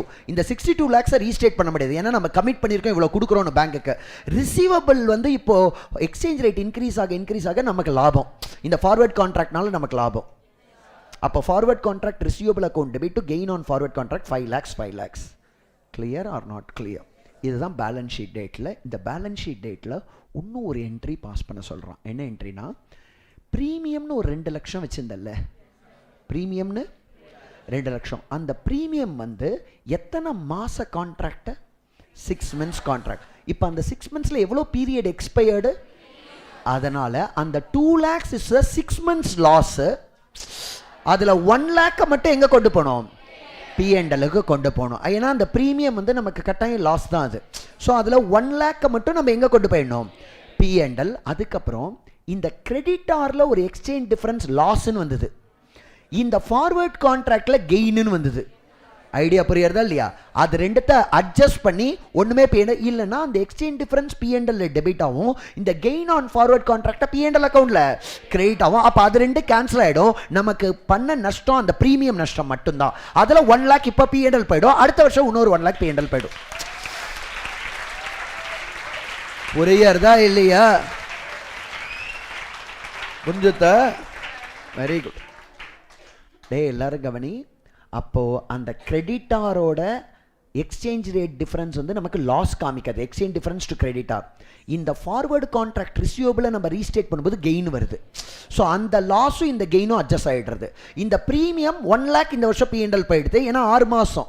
So அந்த ஃபஸ்ட்டு 3 months ப்ரீமியம் 1 lakh இந்த வருஷம், அடுத்த 3 months ப்ரீமியம் அடுத்த வருஷம் P&Lக்கு போயிடும். ஸோ நமக்கு எஃபெக்டிவாக வந்த லாஸ்ன்னு பார்த்தா என்னது?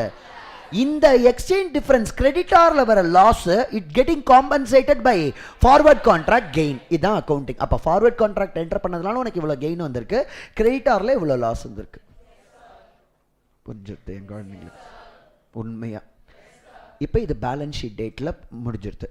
அதுக்கப்புறம் செட்டில்மெண்ட் டேட் வந்துடுது. என்னது செட்டில்மெண்ட் டேட்டில் 75 rupees எக்ஸ்சேஞ்ச் ரேட்டு. எவ்வளோ? நம்ம குஷியாக இருக்கோமா, ஜாலியாக இருக்கோமா, இல்லை கஷ்டப்படுறோமா? குஷியோ குஷி தான். ஏன்னா நம்ம அழகாக ஃபோர்ஸி பண்ணி போட்டோம், நம்ம இல்லைன்னா நம்ம நஷ்டப்பட்டிருப்போம். S or no? இப்போ நீ என்ன பண்ணுன்னா, இப்போ சொல்லு, திங்க் பண்ணி சொல்லு. இன்னைக்கு டேட்டில் இப்போ இந்த கிரெடிட்டாரை ரீஸ்டேட் பண்ணணும் ஃபஸ்ட்டு, அதை தனியாக. ஏன்னா இன்னைக்கு டேட்டில் அந்த கிரெடிட்டார் ஆல்ரெடி 65 lakhsல இருக்குது. அதை என்னவா கொண்டு வரணும்? அதுக்கு exchange difference account debit creditor 10 lakhs. அது 75 lakhsக்கு வந்துடுது. எது?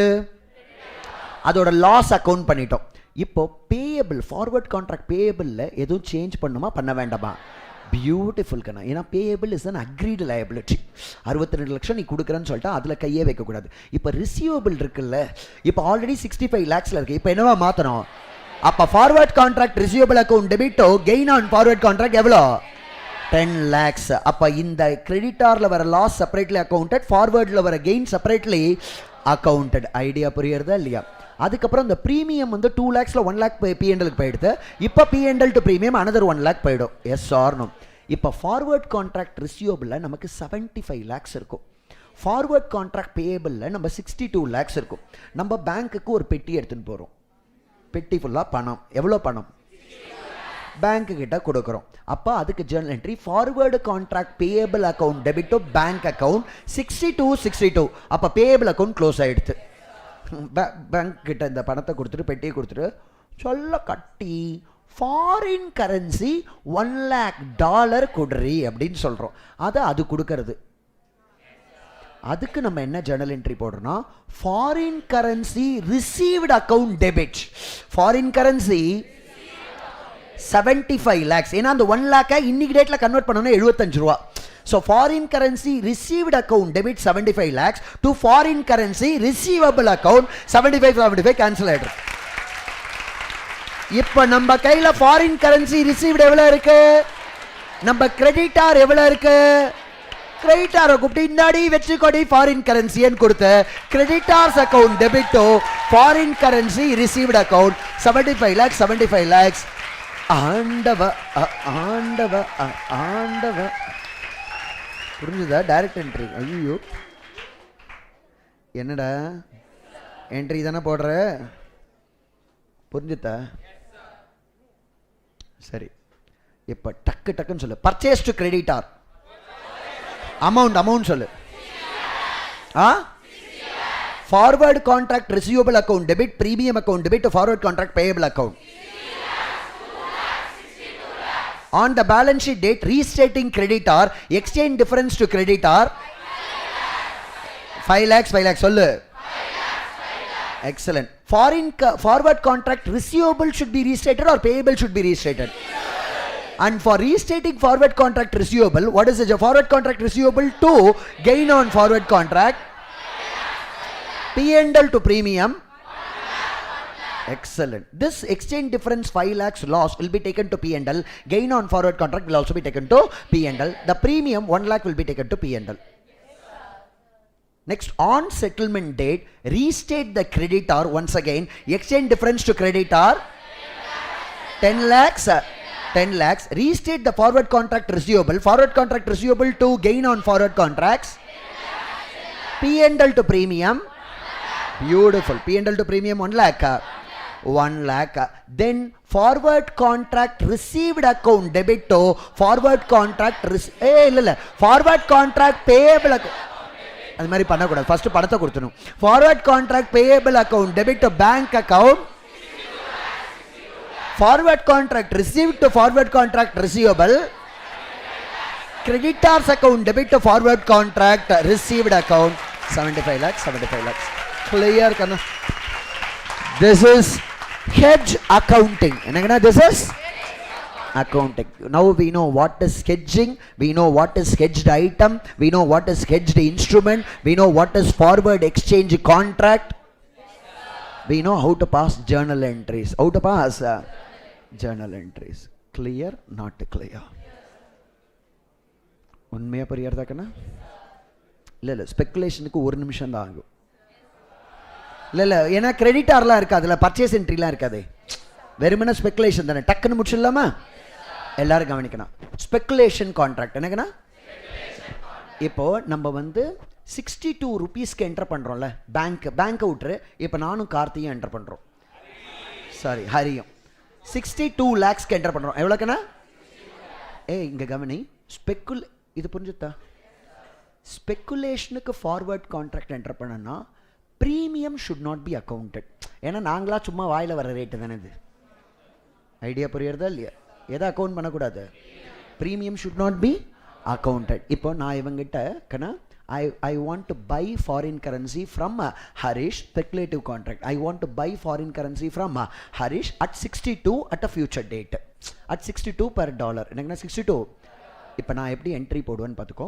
Forward contract receivable account debit 62 lakhs. இந்த 60 ப்ரீமியம்னு பிரிக்க மாட்டேன். Premium should not be accounted சொல்லு. Forward contract receivable account debit forward contract payable 62 lakhs. 62 clear கண்ணா. அதான் ஃபார்வர்ட் கான்ட்ராக்டோட மார்க்கெட் ரேட். நான் என்டர் பண்ணதானே ஃபார்வர்ட் கான்ட்ராக்டோட. ஏன்னா அன்றைக்கி டேட்டில் எல்லாருமே இப்போ பேங்க் வந்து அன்றைக்கி டேட்டில் 6 மாத கான்ட்ராக்ட்டுக்கு எல்லாருக்கிட்டையும் அந்த ரேட்டில் தான் பண்ணுவோம். ஸோ அந்த மார்க்கெட் ரேட்டில் நாங்கள் அக்கௌண்ட் பண்ணுவோம். Forward contract receivable 62 to forward contract payable 62. அப்படின்னா ஐ agree to give 62 lakhs to Harish after 180 days to purchase $1 lakh. என்னோட அக்ரிட் ரேட் எவ்வளோ? 62. அந்த லயபிலிட்டி, ஏன்னா ஐ அக்ரி டு பை, எனக்கு லயபிலிட்டி சேஞ்ச் ஆகக்கூடாது. அந்த 62 lakhs. இப்போ ஃபார்வர்ட் கான்ட்ராக்ட் ரிசீவபிள் எவ்வளோ இருக்குது? நான் எவ்வளோ கொடுக்குறேன்னு சொன்னேன்? 62 லட்சம் கொடுத்தனா இவன் $1 லட்சம் தரணும். அப்போ விலை வந்து 82 ரூபா ஆயிடுதுன்னு வச்சுக்கோங்க, அவனுக்கு நஷ்டமாயிடும். ஏன்னா அவன் 82 ரூபாய்க்கு வாங்கி எனக்கு 62 ரூபாய்க்கு கொடுக்கணும்.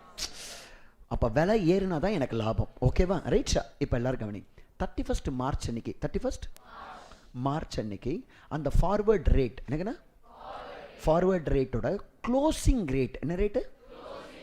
65 ரூபான்னு பார்த்தோம். என்னங்கண்ணா? 65 ரூபா. க்ளோசிங் ரேட் எவ்வளோன்னு பார்த்தோம்?